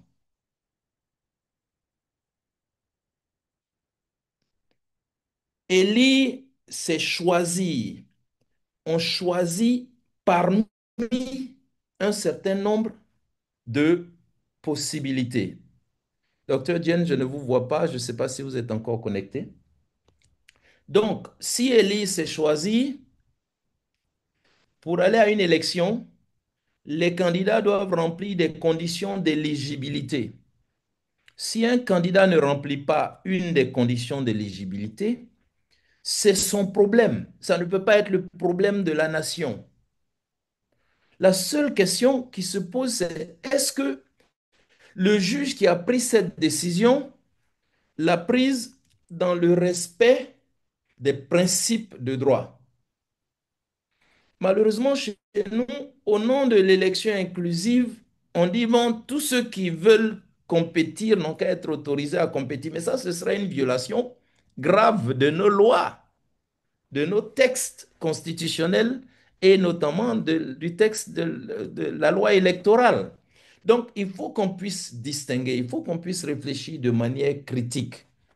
On peut critiquer la décision qui l'exclut, mais on ne doit pas remettre en question le principe d'une sélection fondée sur l'exclusion des personnes qui ne remplissent pas les conditions. Moi, j'aimerais bien être président de la République. Je n'ai pas l'argent pour la caution.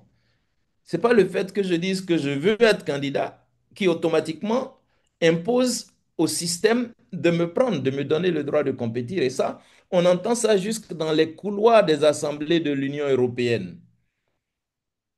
Et je trouve ça dommage. Et ça m'amène à l'autre question qui concerne l'instrumentalisation des Occidentaux. La question de Alassane. Mais oui, on utilise les Occidentaux comme nos serviettes jetables. Quand ça nous arrange, ils sont nos ennemis. Quand ça nous arrange, ils sont nos meilleurs amis. Monsieur Gbagbo, après avoir dénoncé la France, est allé faire très ami-ami avec monsieur Chirac. Aujourd'hui, nous avons appris depuis quelques mois qu'il a donné l'équivalent de 2 millions de nos francs CFA, de l'argent du contribuable, à monsieur Chirac suite à une simple demande. Et il répond, mais je lui ai donné parce qu'il m'a demandé. Et aujourd'hui, c'est sur l'Occident, les impérialistes là, que nous comptons pour faire peser la balance en faveur de M. Gbagbo, en faveur de M. Thiam, pour avoir justement, au nom de l'inclusivité, ces gens deviennent nos partenaires. Alors c'est bizarre, il faut qu'on sache où on se situe par rapport aux gens et qu'on les traite d'une manière cohérente. Donc, l'instrumentalisation des Occidentaux, c'est, pour moi, c'est de l'arnaque. Pour moi, être indépendant, c'est être libre de prendre de mauvaises décisions et d'échouer et de mourir et de s'autodétruire. C'est ça l'idée d'indépendance. Et donc, depuis 60, j'ai 64 ans, mon pays est indépendant depuis 65 ans et j'estime que nul ne devrait être, je ne peux accuser personne des mauvaises choses ou des bonnes choses qui m'arrivent dans ma vie. Et donc, je pense que les peuples africains doivent être cohérents. Si nous voulons être indépendants, on n'a même pas besoin d'être souverainiste parce que la souveraineté n'est pas avec le roi. Hugo Grotius, qui était exilé quelque part, a fait croire que c'est le roi qui est le souverain. La souveraineté, ce n'est rien d'autre que la liberté. C'est-à-dire que c'est la capacité, le droit, le potentiel que vous avez de prendre une décision et d'en subir les conséquences. Voilà. Donc moi, je me considère comme un individu souverain. Je n'ai pas besoin d'un État souverain pour prendre toutes mes responsabilités. Et donc, j'estime que les souverainistes sont des émotifs, comme certains panafricains qui pensent le panafricanisme par opposition aux autres. Mais moi, je dis le panafricanisme, ce n'est qu'une étape du développement d'un esprit humain au-delà du clanisme, de la tribu, de la nation, pour arriver vers l'humanisme. C'est l'humanisme qui doit être notre destination. Nous devons être des humanistes. Une fois que nous aimons l'humanité tout entière, nous pouvons dire aux Blancs, mais honte à vous de décider qu'un citoyen de la Terre n'est pas bienvenu chez vous parce que c'est vous qui occupez maintenant. Voilà, mais vous êtes des migrants. Toute la vie humaine est partie de l'Afrique de l'Est, d'après les dernières recherches, hein. Donc vous êtes tous nos enfants. Le fait d'être arrivé là-bas ne dit pas que c'est votre terre. Donc je pense qu'il y a des choses, je suis un peu fondamentaliste. Moi, je vais à la racine des choses pour essayer de les comprendre. Et donc ça me permet généralement une compréhension plus utile que ça m'évite de faire des erreurs assez faciles, quoi. Donc, indépendance devrait nous suffire. Quand nous prenons des décisions, j'ai dit Oufoué nous a fait du mal, mais je ne le rejette pas Oufoué. Je l'accepte, je vais assumer les décisions que lui il a prises. Donc on n'a pas besoin de distinguer, on n'a pas besoin de traiter de valet de l'impérialisme quelqu'un qui à un moment donné, dans une conjoncture d'intérêt bien donnée, a pris des décisions qui ont profité quand même à la Côte d'Ivoire. Donc, moi, je pense qu'il faut que nous prenions la pleine mesure de la notion d'indépendance. Et donc, tous ces gens qui se présentent comme des souverainistes, à mon avis, ce sont des gens qui suivent un miroir aux alouettes. C'est un autre concept populiste qu'ils utilisent. Ils réécrivent l'histoire, mais ce sont des révisionnistes graves. Et moi, je ne pense pas que l'Afrique gagnerait à faire l'expérience de ce genre de choses. On va se retrouver comme les communistes. 80 ans après, on va revenir à une situation plus humble et on va dire, bon, mais on a des problèmes en Russie, qu'est-ce qu'on fait? Donc, pour moi, cette critique des colons-là est une attitude d'irresponsabilité, tout court. Donc, que ça se fasse par des individus ou par des gens qui sont à la tête d'État, ça reste la même chose. Pour moi, l'AES, c'est une arnaque. Alors, récemment, j'ai rencontré un intellectuel, un poète qui venait faire la dédicace de ses ouvrages et il disait, ah, mais c'est ce que les gens là sont en train de faire qui est la voie des choses parce que on ne peut pas se, quitter le système impérialiste là tant qu'on raisonne toujours à partir de la légitimité démocratique. Et je dis, mais vous l'intellectuel, j'attends de vous que vous me proposiez les fondements théoriques de cette position au lieu de suivre un ignorant qui a décidé de faire ça parce qu'il s'est retrouvé à la tête d'un État et il avait besoin de justifier son action. Donc, pour moi, l'Afrique doit se repenser. L'Afrique politique, démocratique doit se repenser entièrement. Et oui, vous avez raison. Le problème africain, c'est le problème des impensés de nos constitutions. Des textes qui ont été écrits pour nous et qui n'ont rien à voir avec les valeurs fondamentales qui fondent la société démocratique. Liberté, égalité pour tous, fraternité au sens de solidarité due à l'impôt, pas nos systèmes euh, claniques de solidarité qui parfois ont des aspects cannibalistes. Donc, pour moi, le salut ne viendra pas des gens que vous appelez des souverainistes chez nous, parce que la plupart n'ont pas bien fait des études, ils n'ont pas fait de bonnes études. Ils embarquent sur des chevaux un peu bizarres qui n'ont ni queue ni tête. Et après, ils font beaucoup de bruit sur les réseaux sociaux. Mais je crois que le modèle politique de la personne qui veut faire le changement en Afrique, c'est Laurent Gbagbo. Il faut aller à la rencontre des populations. Il faut expliquer votre projet. Il faut accepter de rester là, année après année, dans la clandestinité, dans l'oppression, etc., jusqu'à espérer arriver au pouvoir. Une fois qu'il est arrivé au pouvoir, il a oublié quelque chose. Il y a quelque chose qui lui a manqué. Quand il parlait de refonder l'État, il ne s'est pas posé la question de savoir quelle est la fondation de l'État. Et donc, quel est le besoin qu'il existe d'aller à cette fondation. La fondation d'un État, c'est sa constitution. Et le refus obstiné de M. Gbagbo pour le refus qu'il a fait en 1990 d'aller aux bases constitutionnelles du changement, en, en, en 95, de faire la même chose, en 2000, de faire la même chose, c'est ça qui est revenu le hanter, c'est l'esprit de la constitution démocratique qui est revenu le hanter avec la rébellion en Côte d'Ivoire, et ça, c'est la thèse fondamentale hein, de l'article dont je vous ai parlé, Constitution démocratique et réconciliation nationale.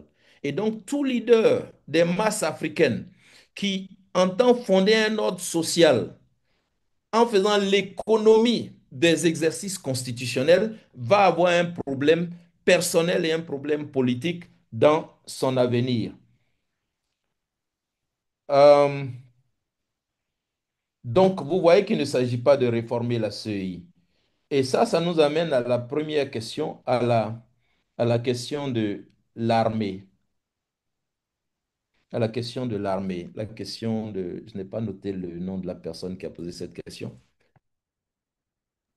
Cette question me permet de revenir à ma thèse fondamentale. Que l'État ivoirien est une monarchie. L'État ivoirien est fondé sur la culture française que Montesquieu a dénoncée quand il a écrit l'Esprit des lois, où le roi cumulait toutes les fonctions législatives et exécutives, il faisait tout judiciaire.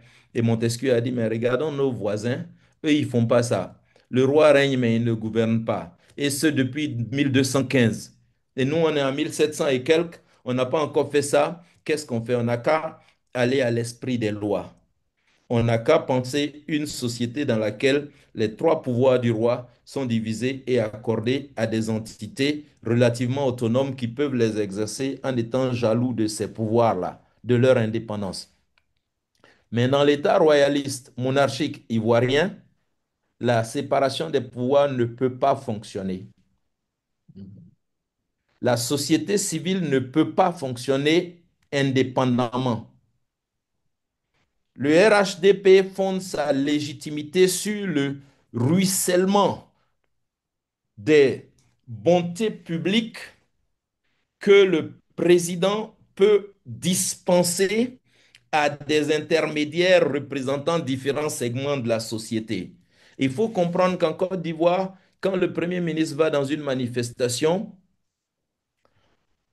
quelque part dans le protocole de la manifestation, ceux qui accueillent doivent annoncer la liste des dons qu'ils lui ont faits, jusqu'aux poissons qu'ils ont achetés, jusqu'aux moutons, jusqu'à la quantité d'attiéké. Et quand ils ont fini d'annoncer tout ça, le Premier ministre, dans sa réponse, va donner la liste des cadeaux qu'il a apportés aux différentes couches de la société. 300 000 francs pour les jeunes. Et ça crie, wow, 1 million pour la chefferie. Et les gens perdent le contrôle, tout le monde est heureux. Mais les largesses du roi, les gens s'attendent à recevoir les largesses du roi. Et donc, si la bonté du roi ruisselle jusqu'à nous, nous sommes des supporters du roi. Et si ça ne ruisselle pas, alors nous y sommes opposés, nous attendons notre roi à nous qui va nous permettre de bénéficier de ces largesses le moment venu. Donc, c'est un état de pillage. Les Américains ont le, le système des dépouilles. Mais chez nous, c'est beaucoup plus grave parce que le système des dépouilles, c'est pas seulement les postes politiques qu'on distribue, c'est l'argent du contribuable qu'on distribue à gauche et à droite. Et ça m'amène, c'est sur ça que le RHDP fonde sa légitimité. Vous êtes au PDCI, vous n'arrivez pas à percer. Ça, c'est un mot ivoirien, ça veut dire beaucoup de choses. Vous ne percez pas, vous regardez vos chances et vous dites qu'avec Bédier, ça ne peut pas aller. Vous rejoignez M. Ouattara qui vous accueille. Et là, à partir de ce moment, vous pouvez, il y a une place pour vous là-bas. À partir de là, tant que vous parlez le lingo RHDP, tant que vous vous comportez comme si, vous n'avez même pas besoin de croire en ce que vous dites. Ça marche pour vous tant que ça marche pour vous. Si M. Ouattara n'est plus, le RHDP n'existe pas. Mais n'oubliez pas que si M. Laurent Gbagbo, quand il était là, il y avait la LMP. La LMP, c'est parti. La royauté a ses processus. Le roi suscite des loyautés de la part des personnes qui espèrent bénéficier de sa largesse. Et si ça ne vient pas, ça change. Donc, quand le roi change, les gens réorientent leurs vêtements pour... Nous sommes un peu tous des fologoïstes. Je ne sais pas si vous connaissez M. Laurent Donald Fologo, qui disait clairement, il faut accrocher sa veste là où le soleil brille. Et avec ça, Ça pose la question de l'impact du retour de Gbagbo.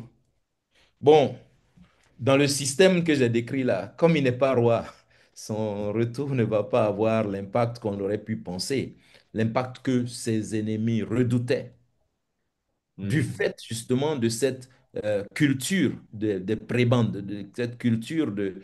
Dans mon village, dans les villages, je suis un Adjoukrou du sud de la Côte d'Ivoire. Juste à Mhm. l'ouest d'Abidjan, 50 kilomètres d'Abidjan, se trouve Dabou, notre grande ville. Nous sommes dans l'imaginaire populaire des gens fondamentalement fiers, orgueilleux. Mais dans la réalité,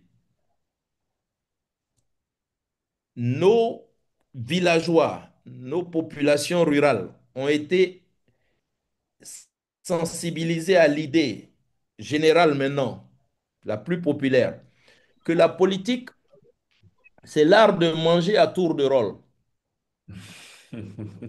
Notez bien ça. La politique, c'est l'art de manger à tour de rôle. Je passe des années à essayer d'enseigner que la politique, c'est l'art de travailler à tour de rôle, de faire chacun pour son pays ce qu'il doit et laisser les autres faire après vous. Nous Mhm. sommes dans ce conflit de culture. Et donc, dans ce conflit de culture, l'impact du retour de Gbagbo, si vous n'êtes pas roi, rien ne marche pour vous. Maintenant, bien sûr, il y a des erreurs politiques qui ont été commises depuis son arrivée. Vous, vous étiez chef d'État, vous avez des gens qui ont souffert pour vous, vous avez des gens qui ont soutenu votre combat, mais quand vous rentrez, la première chose que vous faites, c'est divorcer de votre épouse, qui est la femme qui vous a construit du début jusqu'à la fin, une grande travailleuse, une femme extraordinaire de mon point de vue. Vous divorcez d'elle, vous divorcez de l'Église catholique, pardon, des églises évangéliques où il y a tous les zélotes de la politique qui vous disaient que le Dieu des armées allait venir sauver votre régime, qui avait les prophéties de Malachi, les gens qui animaient véritablement votre soutien politique. Vous divorcez d'eux, vous retournez à l'église catholique, qui est l'église d'origine d'où vous venez, et puis vous divorcez de votre parti politique, qui est le FPI. Donc, quand vous avez fini de faire tous ces divorces, vous vous retrouvez forcément avec la partie congrue. Personnellement, ça m'étonnerait qu'une femme ivoirienne qui, qui a été trompée certainement par son mari et peut-être humiliée de temps en temps, avec laquelle il a travaillé et qui finalement la divorce d'elle, je ne sais pas combien de femmes ivoiriennes se reconnaissant dans le schéma que j'ai décrit là, pourraient encore aller donner leur vote à M. Laurent Gbagbo. Donc il y a les erreurs individuelles, il y a les choix politiques qui sont, à mon avis, contestables, mais il y a que ici, on n'a Dieu que pour le roi. Si vous n'êtes pas le roi, je finis avec la question de l'armée. Dans Mhm. le contexte que j'ai décrit, la réponse s'impose. Oufouette avait l'armée d'Oufouette. Bédier avait l'armée de Bédier. Quand l'armée de Bédier n'a pas été capable d'empêcher le coup d'État est arrivé. Tant que Gueye contrôlait l'armée, il était roi. Quand il a perdu le contrôle, Gbagbo est arrivé. Tant que Gbagbo contrôlait l'armée, donc contrôler l'armée aujourd'hui, et ça c'est donc M. Ouattara, a intérêt à s'assurer d'un contrôle total de l'armée, qui semble être le cas, parce que je suis obligé de le dire.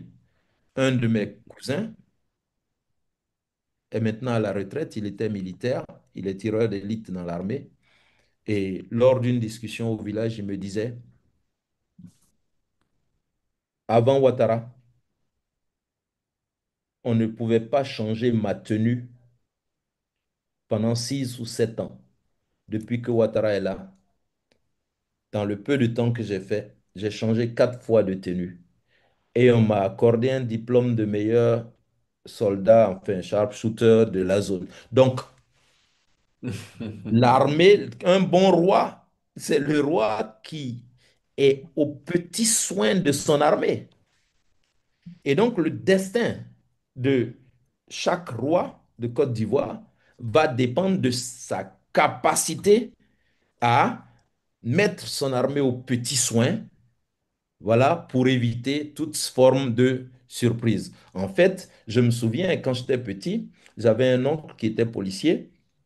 au temps d'Houphouët-Boigny, pour les fêtes de Noël ou, je ne sais pas, des grandes occasions, quand vous étiez policier ou militaire, vous alliez demander le solde de votre compte en banque, vous pouviez faire un AVC parce que le compte est bourré d'argent. Vous ne savez pas, voilà comment c'est arrivé là, mais c'est Houphouët qui a fait des virements. Et donc, ce qu'on a appelé la démocratie ivoirienne, c'était seulement un système de stabilité hégémonique où l'hégémon était Houphouët-Boigny et il assurait ça en faisant des largesses sur toute l'armée. Ça a duré pendant 45 ans. On dit qu'Houphouët a régné 30 ans. C'est quand vous comptez à partir de 68. Il a commencé, il est devenu le premier homme de Côte d'Ivoire depuis 1945. Donc, Mhm. voilà un peu l'état de la question. Une armée au service du roi permet de maintenir un système politique dans lequel tout est pour le chef, très peu pour le peuple, et le peuple, le chef, distribue des largesses au-delà de l'armée à la société civile, aux membres de son gouvernement, aux membres de son groupe ethnique, aux membres de sa zone de naissance, etc., etc. Et tant qu'il est capable d'assurer ça, l'État est stable. Merci beaucoup, cher professeur, cher docteur, et j'allais même dire cher sage, et je pense que c'est partagé, hein, pour ces mots-là. Je pense que vous nous avez invités à déselitiser la réflexion autour du processus électoral en Côte d'Ivoire, parce que aujourd'hui, le débat public insiste sur des hommes au lieu d'insister sur des mécanismes structurels. Et je pense que la réflexion d'aujourd'hui nage parfaitement dans les girons justement d'une réflexion tendant à déselitiser justement l'analyse et à avoir d'autres perspectives, d'autres grilles d'analyse. Et c'est là où c'est intéressant. Donc, charmant public, le débat était intéressant. Nous remercions notre intervenant vraiment d'aujourd'hui pour les sagesses et pour le sens du partage qui se dénote également dans son verbe. On sent également quelqu'un qui a de l'expérience et qui justement a tout simplement le plaisir de le partager, de la partager, pardon, avec les jeunes. Donc, nous tous, comme on dit, nous dormirons moins bêtes aujourd'hui, docteur. Merci pour nous avoir un peu gratifié de ces lumières. Et en un seul mot, je pense que je ne sais même pas si je peux résumer tout ce que le docteur a dit, mais je pense que l'enseignement que l'on peut tirer, c'est que docteur nous empêche, nous autres jeunes, de voler au gré du vent. Parce que quiconque vole au gré du vent est condamné au même destin d'une feuille morte. Et je pense que toute la réflexion de ce soir porte autour ou tourne autour de cet aspect-là, c'est-à-dire nous empêcher justement d'avoir le destin d'une feuille morte. Donc, merci docteur, au plaisir. Merci à Euh, vous tous.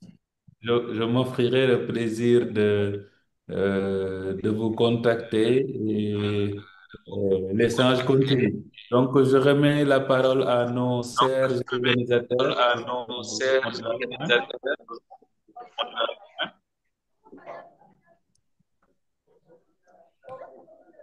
Chers Merci beaucoup. Merci, Monsieur Diel. Merci, docteur Plito. Merci, prof. Merci beaucoup, docteur, aussi, pour votre brillante présentation. En tout cas, nous vous remercions infiniment et surtout, on profite de l'occasion pour s'excuser aussi d'avoir pris votre temps, parce qu'on sait que vous aurez peut-être dû être ailleurs en train de faire autre chose. En tout cas, comme l'a dit le docteur tout à l'heure, vous nous avez gratifié à travers cette belle présentation qui nous a effectivement permis de comprendre un peu le processus électoral de ce pays-là qui est effectivement la Côte d'Ivoire. Bon, je voudrais également profiter de l'occasion, en tout cas, pour remercier le coordinateur de la section Côte d'Ivoire de l'Association des étudiants africains en sciences politiques, qui a d'ailleurs facilité en tout cas l'organisation de cette conférence. Et par la même occasion, remercier également tous les membres euh, de l'association en Côte d'Ivoire. Et je vois effectivement qu'il y a une présentation massive de ces membres-là. Donc, je pense que pour ne pas tirer en longueur, dites-vous, docteur, qu'on est vraiment très satisfait de votre présentation et j'espère que à partir de là, les gens vont avoir une compréhension beaucoup plus euh, approfondie sur le processus électoral en Côte d'Ivoire. En tout cas, on profite surtout, nous, Sénégalais, de l'occasion pour souhaiter à tous les Ivoiriens, en tout cas, un bon processus électoral. Parce que tout ce qu'on veut dans notre zone, quand je dis zone, je fais allusion à l'Afrique de l'Ouest, c'est vraiment d'avoir cette stabilité pour garder les liens. Parce que c'est que des crises n'engendrent que des problèmes. Et les problèmes nous patausent, en tout cas, dans le sous-développement. Et cela ne nous arrange pas. Je pense qu'aller vers une élection paisible et transparente permettra à la zone, à la Côte d'Ivoire d'être stable, mais également à la zone qui est l'Afrique de l'Ouest également d'être stable. Donc, c'est sur ces mots vraiment que je vais peut-être donner la parole à Mohamed Seydba s'il a quelque chose à dire, ou bien, docteur, si aussi vous avez un mot de la fin à l'endroit de l'association et à tous les membres ici présents. En tout cas, nous en serons ravis. Si, bien sûr, vous voulez laisser quelques mots d'encouragement, voilà, d'orientation, allant surtout dans le sens de bien faire. Voilà, si vous êtes là, bon, je peux vous laisser la parole pour une petite conclusion. Oui, vraiment, reconnaissance, gratitude. Merci à vous pour l'initiative, euh, mais également et surtout encouragement pour avoir osé créer une association des étudiants africains en sciences politiques. Je ne peux que souhaiter le meilleur pour vous. Le genre d'encadrement que je vois avec la présence de Dr. Dienne, voilà, m'assure que c'est quelque chose qui est bien parti, qui a été bien mûri, qui est bien soutenu. J'aimerais me mettre à votre disposition. Voilà. Si je peux faire quoi que ce soit, n'hésitez pas. J'aimerais bien m'associer avec vous, comme votre modérateur l'a déjà fait, et certainement d'autres intellectuels de chez vous. Euh, voilà, mais vraiment, je suis heureux, je suis fier de ce que vous avez commencé et j'espère que ça va. euh, Merci beaucoup. Merci, docteur. En tout cas, on espère que ce n'est qu'une partie, ce n'est qu'un début, je veux dire. Certainement, il y aura d'autres occasions encore pour, éventuellement en présentiel, pourquoi pas, en Côte d'Ivoire. pourquoi pas, pourquoi pas. Voilà. En tout cas, remercie également tous les participants et rendez-vous prochainement pour sur une réflexion sur le Cameroun aussi, parce qu'il est temps aussi de se penser sur la problématique de ce pays aussi, notamment, voilà, euh, Paul Biya qui vient voilà, comment, d'officialiser effectivement sa candidature pour un huitième mandat. Il sera pour la prochaine fois de discuter sur ce problème-là et voir les pistes de réflexion qui nous permettra peut-être d'avoir une lumière, pour reprendre l'expression de Dr. Yen, sur le processus électoral aussi au Cameroun. Donc, merci à toutes et à tous et à la prochaine, Inch'Allah. Merci. Merci.